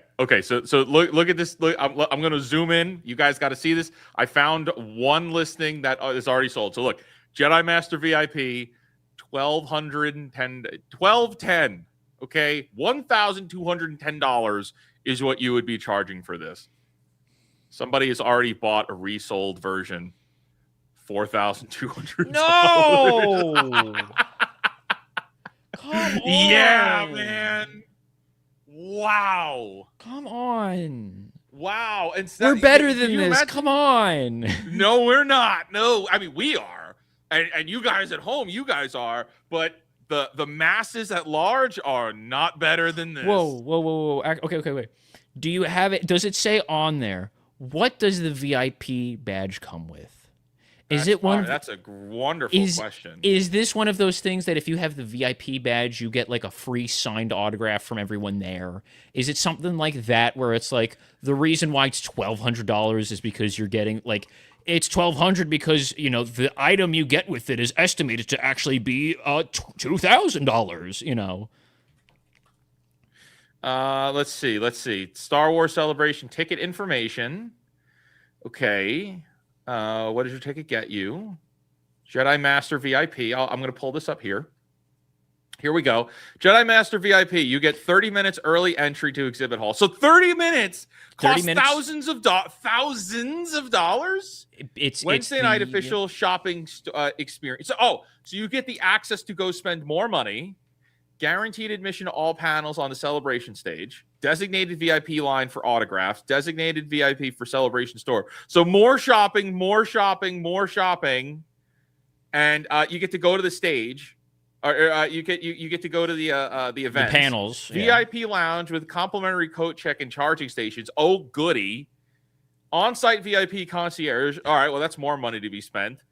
And then exclusive... Oh, you get the exclusive pin. Whoa! Car magnet. Complimentary Star Wars Celebration tote bag. Whoa! We're so up. Take $5,000, $6,000. Take it all.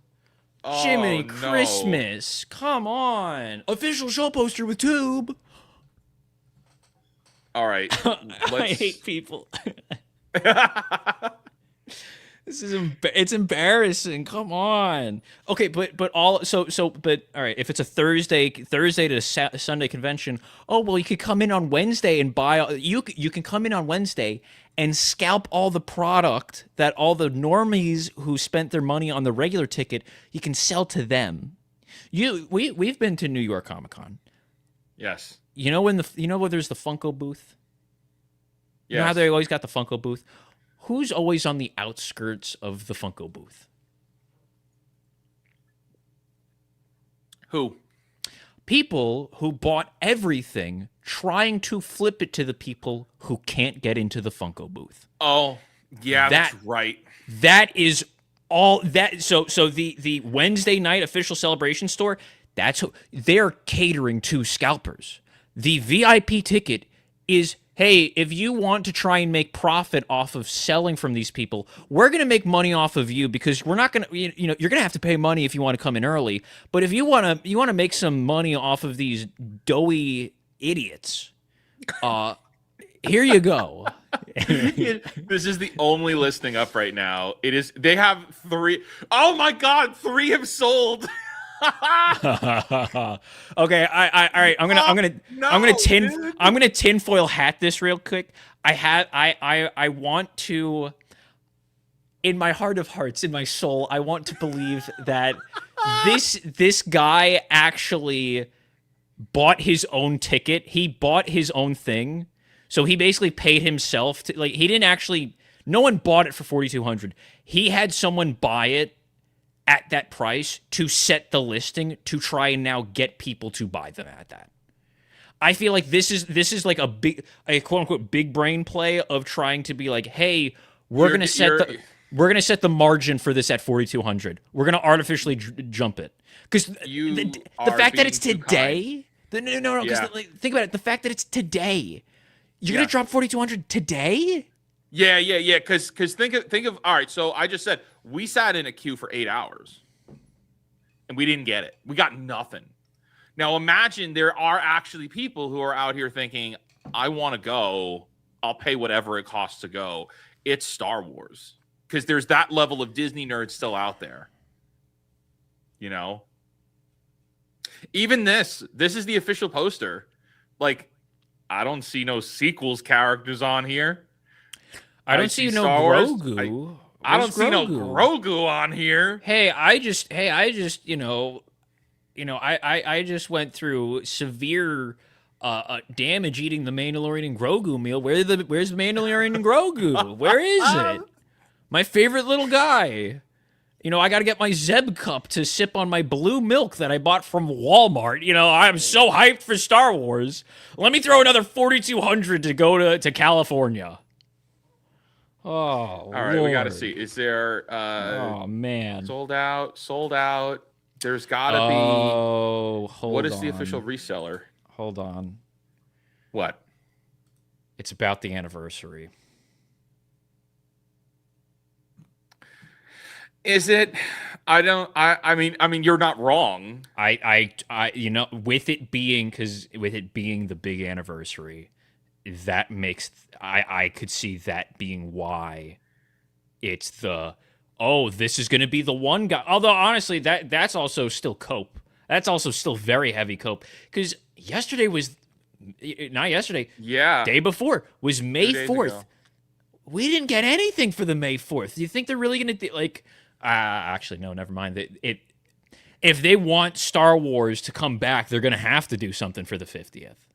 They're going to have to do something for the 50th because what else is there? What else is there? People were talking about the 50th anniversary fleece jacket. Everyone was going, "Oh, this is so peak. I need 5 of them." Whoa. Wow. Oh, no, scroll down. The fleece jacket. Everyone wants the fleece jacket. Like this? Yeah. Oh my gosh, peak. Look at it. It's peak. It's the binary sunset. It looks, this is not for men. Where is it? Is it up or down? This? People were going crazy about it online. Although, you know what? Maybe, okay, to be fair, the people who were probably going crazy for it were the Star Wars Disney fans. So that is your explanation. This is a woman's jacket. This is not for men.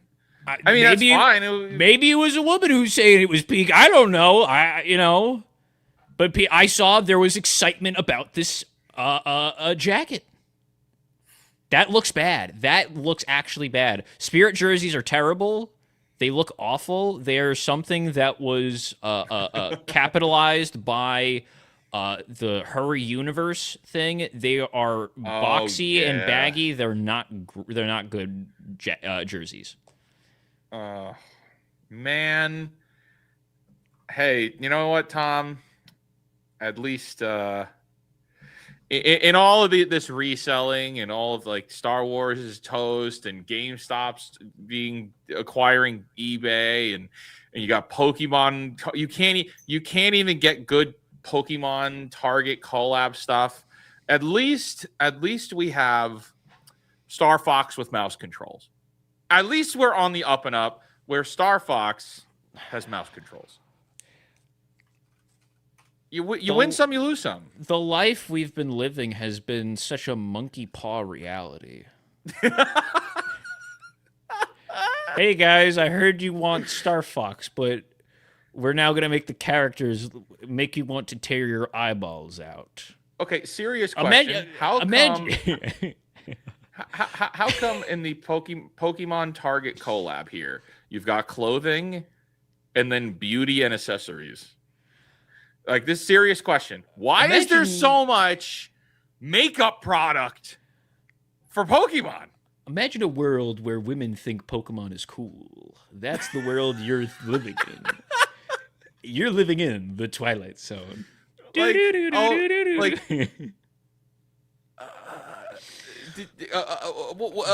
Brush. Women are into it, dude. Lip balm. Listen, when I go to the Pokemon card market, lip balm, fragrance mist. Listen, big dog. When I go into the card market, I got my side piece with me, and she wants to buy all the cute cards, all right? Ladies love the cute Pokemon cards. Oh, no, dude. Bestseller. It's like, it's yay big. Although, what are you even going to store in there? Okay. An SD card? I want you to take notice of something. Look at everything on here and now scroll down. What? Keep going. When you get the hats, what do you notice about the hats and every other product? Online only, shipping June 6th, starting June 6th. All of it is sold out. All of the girly, the fragrance, the special things, all of it is still in stock. It's still available. All of it is still in stock. Because that's not who bought it all out. Oh, wait a tick. I just realized something. They put the Eevee and the Mew in the girls section. That's just preposterous.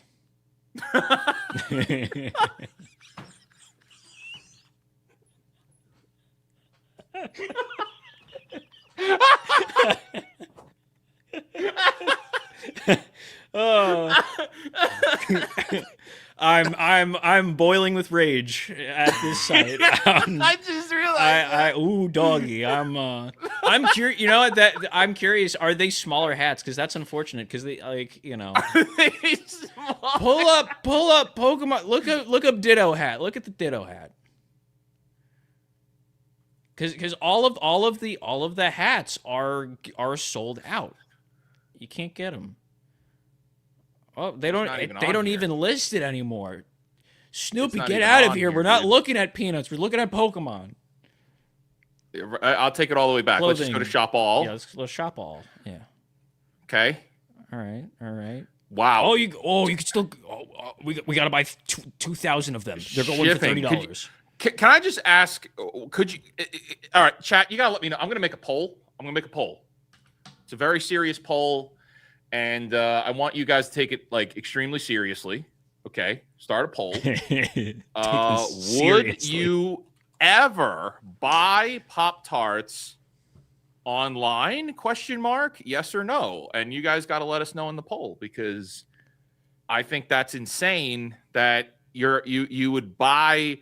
Like, I mean, it's one thing to like buy it and then pick it up in store, right? That's not what I mean.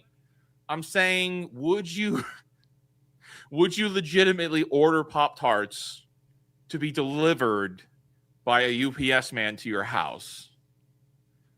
Does that make sense? I wouldn't get it. You see, as a big money mindset kind of guy, I wouldn't order them online, because the likelihood that they come with the boxes bruised, I can't resell that. So I got to get them in person. That's right. Tom, did you get the Pokemon makeup box? No. I didn't. I didn't. When I think Pokemon, I think that's where I want all my makeup to go. Because every day I put makeup on because I want to look like Jigglypuff. That's my thought when I get up in the morning. I want to look like Jigglypuff. Yeah, that's. All right, we got some toys. Did we see these? We didn't see any of these. So the Mega Charizard was there.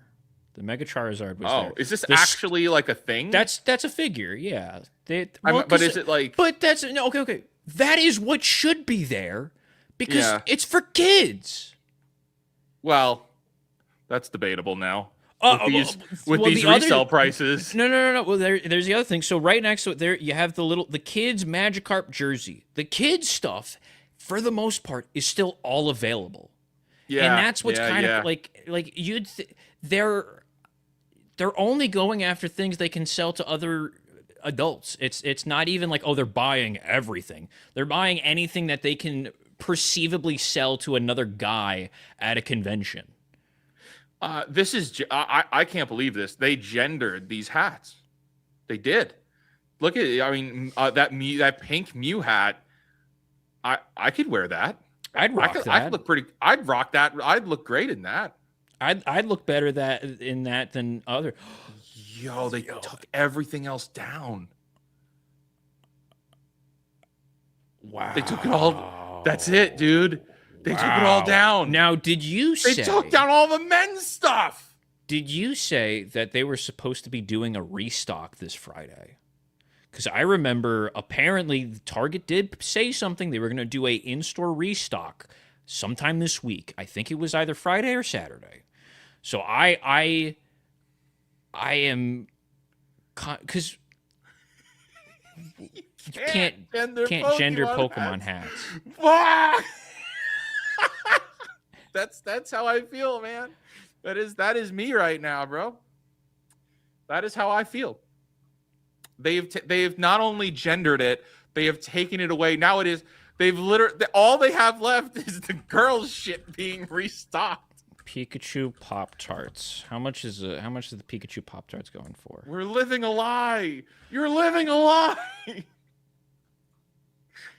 But hey, you know, look at these. Like, I can't believe that we can't get these Snorlax. We can't get the Snorlax tumbler. Yo, look at those shoes. Those are pretty hot. Man. What are we doing here, man? It is a it's a wonderful life. I don't have nice things to say about these people. And I really don't think I don't know, man. Look at those. Look at those Crocs. Those are some. Now, if I saw a guy wearing those Crocs, I'd say, "Hey, buddy, those are some pretty nice Crocs," and I'd say it sincerely. I wouldn't say it like a joke, and I'd say it like I mean it. Okay. I wouldn't say it like an asshole. I would mean it. I haven't forgotten the poll last week, chat. I said I'd remember it.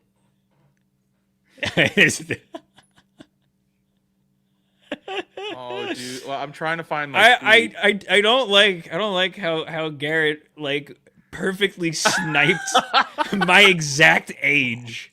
I don't like that he got it pinpoint accuracy. Yeah, look at him. Yeah, here, look at this 24-year-old wearing Lightning McQueen Crocs.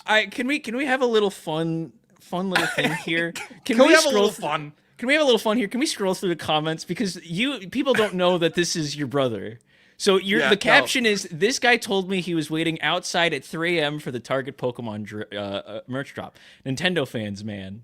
It's all he's got going on in life. You know. Yeah, Krista was in on it. She knows. Yeah. Got all the freebies. You know, hey, we tried. I bet his garage is full of hidden gems. Oh, well, that's just not true. Yeah. You know, and I'm not gonna finish that because it's not. And they didn't understand where the reference you were doing. Well, no. I'll show this because I want to show, like, people take things way too seriously. I said, I hope not. I don't want anything bad to happen to my mom. And he's like, wait, but that would mean that's you. Oh my God, we're dealing with big brains here, man. Yeah. I didn't realize I would need to spell it out. The guy in the image is my brother. All right, yeah, we got good old Harmon out there. But you were there too. I said no, I was astral projecting. Looks like Jessica said you look like a tall Dan Vask. Dan Vask, yeah. I don't know. Okay, sure. Are you saying you wouldn't wait outside Target at 3 a.m. for these guys? Now, that's actually, if they did a Viva Pinata drop. I'd be there right now, dude. That's now. That's but we're talking about some real heat pieces, all right? If you are so dull that merchandise and what you consume takes the place of genuine personality and interest, then this all makes perfect sense. Oh man, I mean, look, we're intense here. We handle things intensely, but like some people on Twitter, man, they take it to the next level. Buddy, I'm holding a Gyarados. A Gyarados jersey. Gotta go fast. Ka-chow. This is a joke, and you have I love the people like, your life has no meaning. It's like, whoa, buddy. I ain't falling for that again, mate. Yeah, he remembers from the Pokemon. Oh, from the Yoshi. From the Yoshi. The Yoshi bucket. There's a lot of people that was had mean things to say about that too. There's a lot of rude words. Wait, y'all are brothers? Yeah, dude. Yeah. Surprise. Ka-chow. Ka-chow. Ka-chow. Oh, dude. We can't say what Chick Hicks says because I feel like that get flagged for hate speech. The AI is already taking enough channels down. We're trying to build up a fresh one right now. That's all we need. I didn't say it. I said the Cars phrase. It was a quote from Cars. Oh Lord. Dude. Yes. No. So we when we were walking in, there was one of the nice ladies who worked there who had like a little stand, and she was like, oh, she was a greeter. And we asked, like, oh, do you guys have the buttons? They're like, no, they were gone immediately. There was a line outside for opening. And I'm gonna be so for real. I want to go at Rope Drop, and I want to interview these people. I want to be able to ask these people questions I want to, because we all have the image in our head of who this individual is. When you say scalper, you have a mental image that like generates in your head. I want to know, who are these actual people? The problem is you're thinking of something that might be, we're coming at it from a place of like, it would be fun. These people are not nice. We've interacted with them plenty already. It's the same kind of people that do Comic-Cons, right? And you interact with those people, and they're not nice. They are not, because they don't care about the thing. They care about taking advantage of fans. So they have no emotional attachment to the thing at all. But it's less about even like, oh, what's your opinion on Pokemon? Just I want to know who's the actual personality behind this. Because all right, I've gone on before. I do play with I do play card games. I do One Piece. It's been a couple of months. I have not gone to my local card store in some time. I haven't really been in the loop, but like I do engage in the card space. And I remember at a pre-release, I was talking to a guy about like, oh, now that the Pokemon fans have like stretched out into now, the scalping community has now reached into One Piece now. It stinks. And some guy at the table goes, well, scalpers' lives have got to be pretty hard. And I'm like, oh, bull. Buddy, you know what? Sure. Here's my defense to that. They chose that life. Oh, yeah. You don't just wake up one day and go, oh, maybe I should go to Target and buy all the Pokemon cards because maybe they'll be worth it someday. No, you specifically see the pattern, and you are being a middleman to screw people over. Like, your whole job is to get a profit out of people who want to buy things. Like, you're not a legitimate businessman. But like the idea, like I can understand like the whole like, okay, it's the get rich quick thing. I can understand someone in this position that it's like, hey, money is really tight. I'm going to go with my buddy who does this to try and make a couple of bucks to get it over, and doing it as like a quick one-time thing to make money. Because it is a get rich quick thing. Like, you can make a profit out of doing this. But at some point there is that level of, it's like, this is all that you do now. This is your life is going to Target.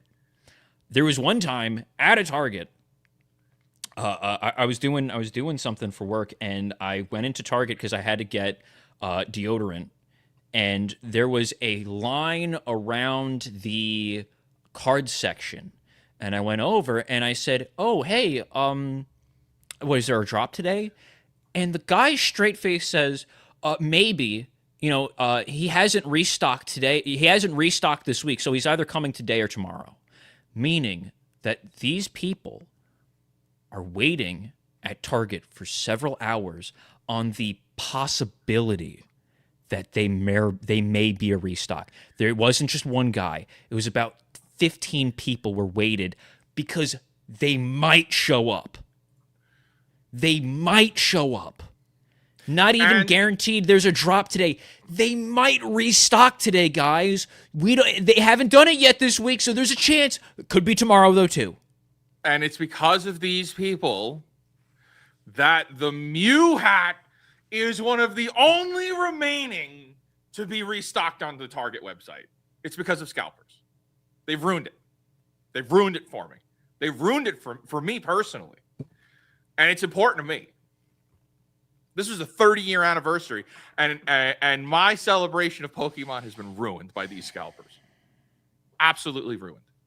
You know, every day I wake up and I go, Dear Lord. Listen, I'm going to be so for real, guys. I've been in a rut for the last week or so because I couldn't get the Mew hat. And seeing that not only did they gender it, but that they gendered it. They gendered it, and now I can't even get it. Like, there's nothing left for me now. I'm sorry, guys, but honestly, what's the point? What is the point? Oh, man. They gendered the Mew hat. Oh, wait, there it is. There it is. Here it is. They took it down. They hid it from us, Tom. They hid listen, it from us, and it is. There you go. That's a handsome young man. That is a handsome young man. That is now that's a guy, you see it and I'm like,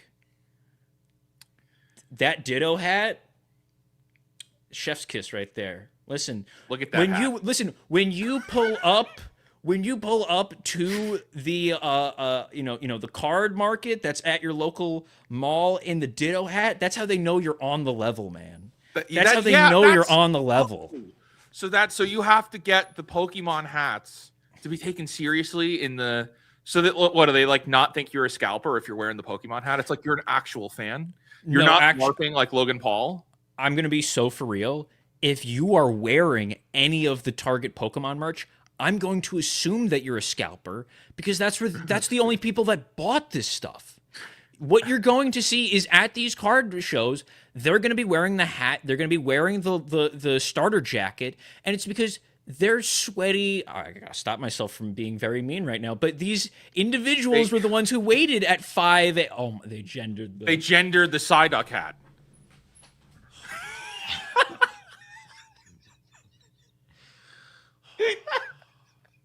Oh wait. Unless this individual is non-binary, we don't know. What are we doing, we don't man? Know, Tom. What are we doing?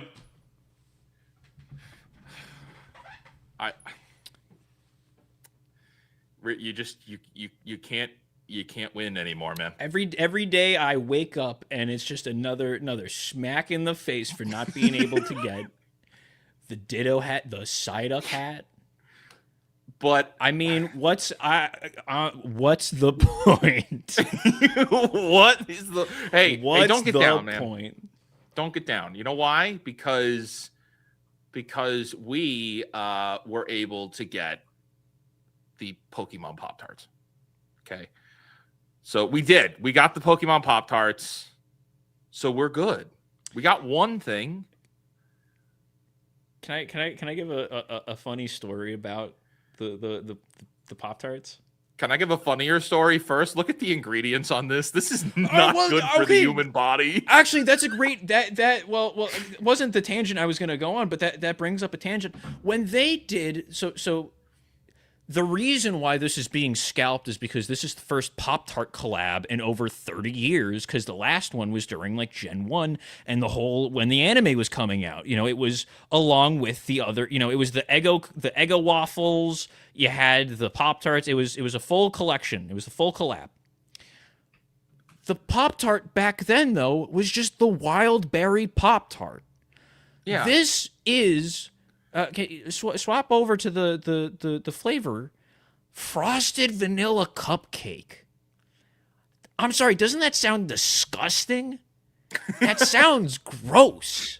It doesn't sound like a breakfast food. It doesn't sound like a breakfast food, but also like knowing like the artificial vanilla flavor that it's going to be, it's going to be so disgustingly like you're going to take like one bite of it and be like, I need an insulin shot. That's how much sugar is in this. It's not anything that's worth like it's not a flavor worth buying. Like it actually is a lot of sugar. If that is the correct line, which I think it is, that's a 71 grams. I think that's of the sugar. A ridiculous amount. That's a lot of sugar. You are. I'm going to assume that viewers. I'm assuming that your older audience. You're after you eat this, you're starting to have chest pains. That's the level of sugar that's in this. You're eating this and you're going, ooh, I gotta. Ooh, I gotta go sit down. I gotta take an Advil. That's how much sugar is in this Pop-Tart. No, I found this was the last one in Target. An embarrassing. You can tell. Look at this little it was the corner. crinkle on the corner. It was the corner. Can't resell it. And I couldn't resell it. So rich. I was very upset, and I found the closest Target worker, and I grabbed them by the lapels, and I asked him, "Do you have any more of these in the back? I need these." And he said, "No, that's the last one." And you said, "I'll kill you and your family." And unfortunately, it turned out to be a small child just wearing a red shirt. I just I saw the red, and I was like, "That's got to be a Target worker." I picked them. I was shaking. I was holding him upside down like a Looney Tunes, and his chain was falling out. Do you have any more of these in the back? I need them for my Discord server. No, no, I found, because they're exclusive at Target. I found this in my attempted search for the Star Wars Blue Milk on May 4th, because they brought the May 4th, they brought the blue milk back, and I wanted to pick it up as a joke. And I hit multiple locations, one of them being Target, and I was like, "Oh, they don't have it, but they have the Pikachu Pop-Tarts." And after the third place I went, I had this inner thought of, it's like, how far am I willing to go for this bad joke? Because arguably it's just a bad joke. It's just like, haha, funny. It's funny, I have the blue milk. But like, am I really going to dedicate driving around the state to try and find blue milk for like a subpar joke? Ultimately, I didn't. But it was just that, but the thought was there. I had to weigh it out, because I was like, okay, if it was a better joke, I might have. But the joke was just like, haha, it's blue milk and it's dumb. And it's like, I can't do that, I wanted to be like, I'm putting it in my coffee, and now I can't get out of the bathroom. But no, it's I don't know. I don't know. Pokemon is in a very, very odd spot as in the culture and everything, because the Scalpers haven't played the games. They don't know the characters. They don't know this. They don't know that. They claim that they like it because of the artwork on the cards. That's their claim. Oh, I like it because of the artwork on the cards. I think the artwork looks great. That's their way to snake around anyone asking them, like, well, what generation did you play? But it is it's something. It's something. I don't. All right. I don't know. Guys, we have we're actually running overtime, but there's still one more story I think we should cover because it's top of mind. And I need Tom to kind of cue this one up a little bit better for me. Burger King is doing a collab. Gosh. Give me, Burger King is doing the. Wait. Do you have the crown? No. I was really quickly. Well, okay. I prompted. I was gonna go grab the cups to show them off. Oh yeah. Go grab the cups. So yeah. Yeah. All right. So some of you may know that Burger King has started doing these big collab promotions. The last one that they did was for the SpongeBob movie, which was around Christmas of 2025, and this is the newest one, and this is indicative of how the Mandalorian and Grogu film is going to go. Because if it ain't McDonald's, it's just not a good sign. Okay, so now we're back in Burger King for this Burger King meal. We got it on May the 4th, mostly because we wanted to. Because we're fun guys. We're fun guys. We wanted to review it. This meal is bad. It's disgusting. It's bad. It's actually disgusting. Is the way I describe it. It's gross. So let's break down what's in it here. What is the items of the Burger King meal? So you get a barbecue bacon burger. It's supposed to be like some Southwest barbecue burger. Burger was bad. It was a dry patty. Let me tell you. It was also, wait, but you got to cue it up. We got it the moment it switched to lunchtime. Well, I think that may have been our downfall. Our downfall, because you know what? They had it ready for lunch. We should have waited for other people to get the first version so that we would have gotten the the freshly made version. Well, we didn't know, and we didn't want to miss out because the Burger King by us doesn't get supply of all this fast food crap, and I didn't want to miss out on getting the crowns on Star Wars Day. There was on Free Balloon Day. We tried to get it at we tried to do the SpongeBob once, and they had nothing. We got the SpongeBob burger, but I was so sad I sang "Hurt" in the car in a Plankton voice. That's how upset I was. And so this collab, we got it top of it. You get a burger. It's a barbecue bacon burger. It's not good. It's a dry patty, and maybe it was our location. Maybe the burger. I think it was our location, but maybe everything else on it is kind of gross because it's loaded in all this garlic crap. It's well, the burger's not. That the issue is everything else. So the burger's got like the fried onions on it. Thing. It's the pickles. It's the pickle chips. Yeah, it's a bunch of it's you take a bite of it and you're like, I need a leg down is the type of meal that this is. But it has technically three garlic flavored items additional to it. So you get a burger, chicken fries, cheese tots, and you get a garlic dipping sauce. Now, mind you, the cheese tots aren't bad, but for some reason they're garlic flavored too.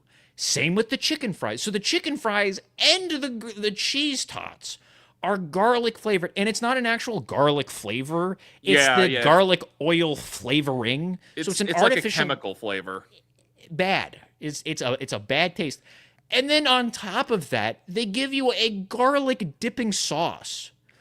Do they think the Star Wars audience is vampires? Who is this amount of garlic for? Who are we trying to wade off? Are we scared they're going to be coming to steal the workers' blood?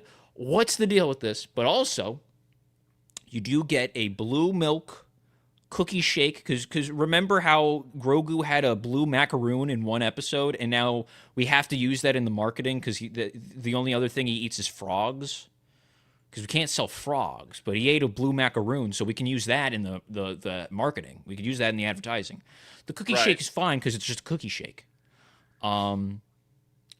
Sure. But what you do get with it, if you don't grab the Burger King hat, is you get a free... It's not free, you paid for the meal, but you get a collectible cup. We got them still sealed here. Yeah, because we're never going to use them. We're never going to use them, but also, as you can see with the Pokemon stuff, this is our ticket to freedom right here. This baby right here. This baby right here is $10,000, baby. Yeah. And here, the Zeb, we got the one with Zeb. Zeb here, you're looking at $15,000, Yo, wait a tick, dude. Wait a tick. Raggy. Yeah. Yeah, dude. Wait. What are we looking? No. These are what, you're gonna offerings. Say you sold?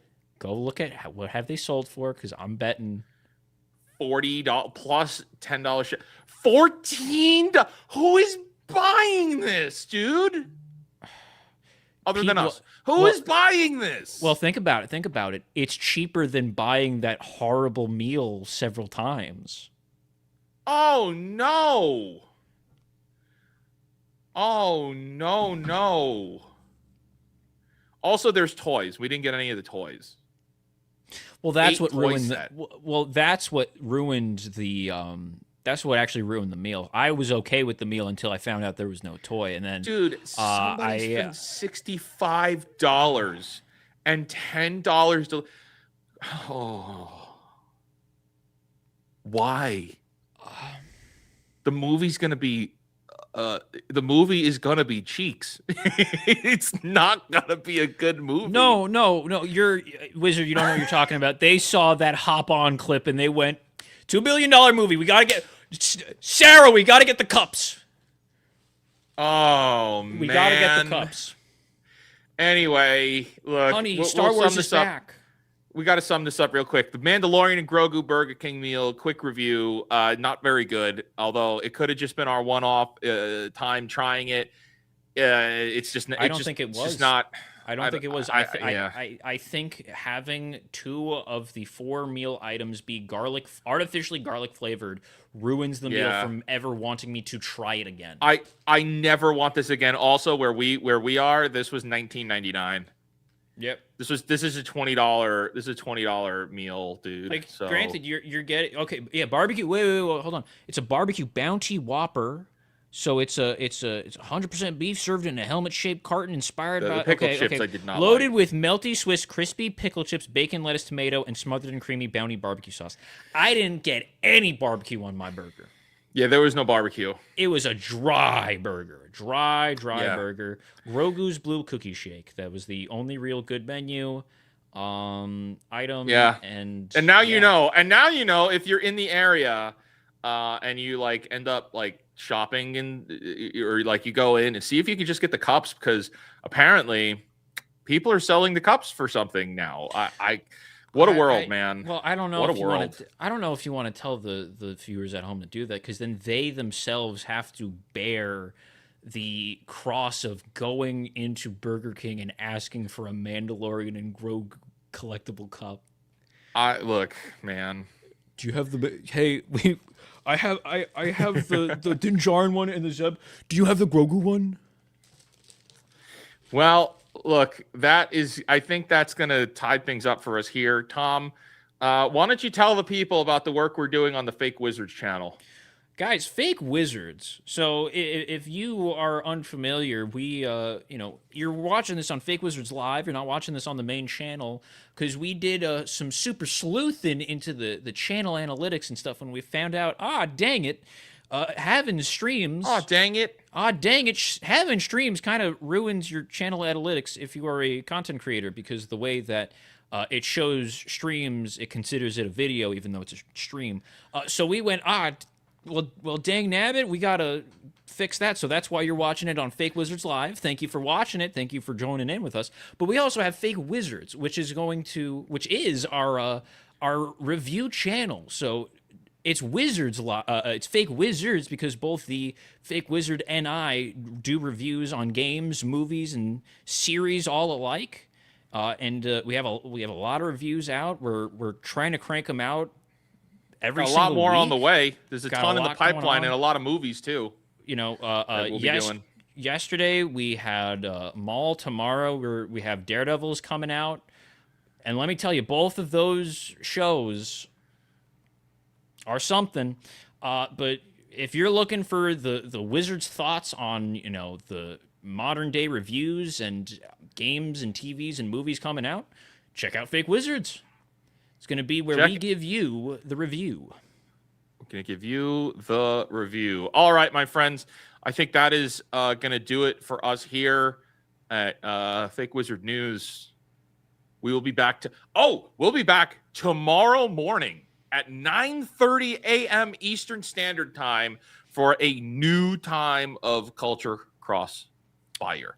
We're doing it a little bit earlier. We'll give it a shot, see how it goes. I might be a little tired, but we're gonna do the morning show. I'll be back here with Marvin of the M4 Empire. It's gonna be a good time. And I hear there's some pretty good topics for tomorrow too. So it's gonna be a show you want to tune into. Yes. All right. That'll do it for us here with Fake Wizard News. Thank you guys for hanging out. Make sure if you're wherever you're watching, smash the like button on this stream, and we'll be back with you real soon. All right. Take care, everyone.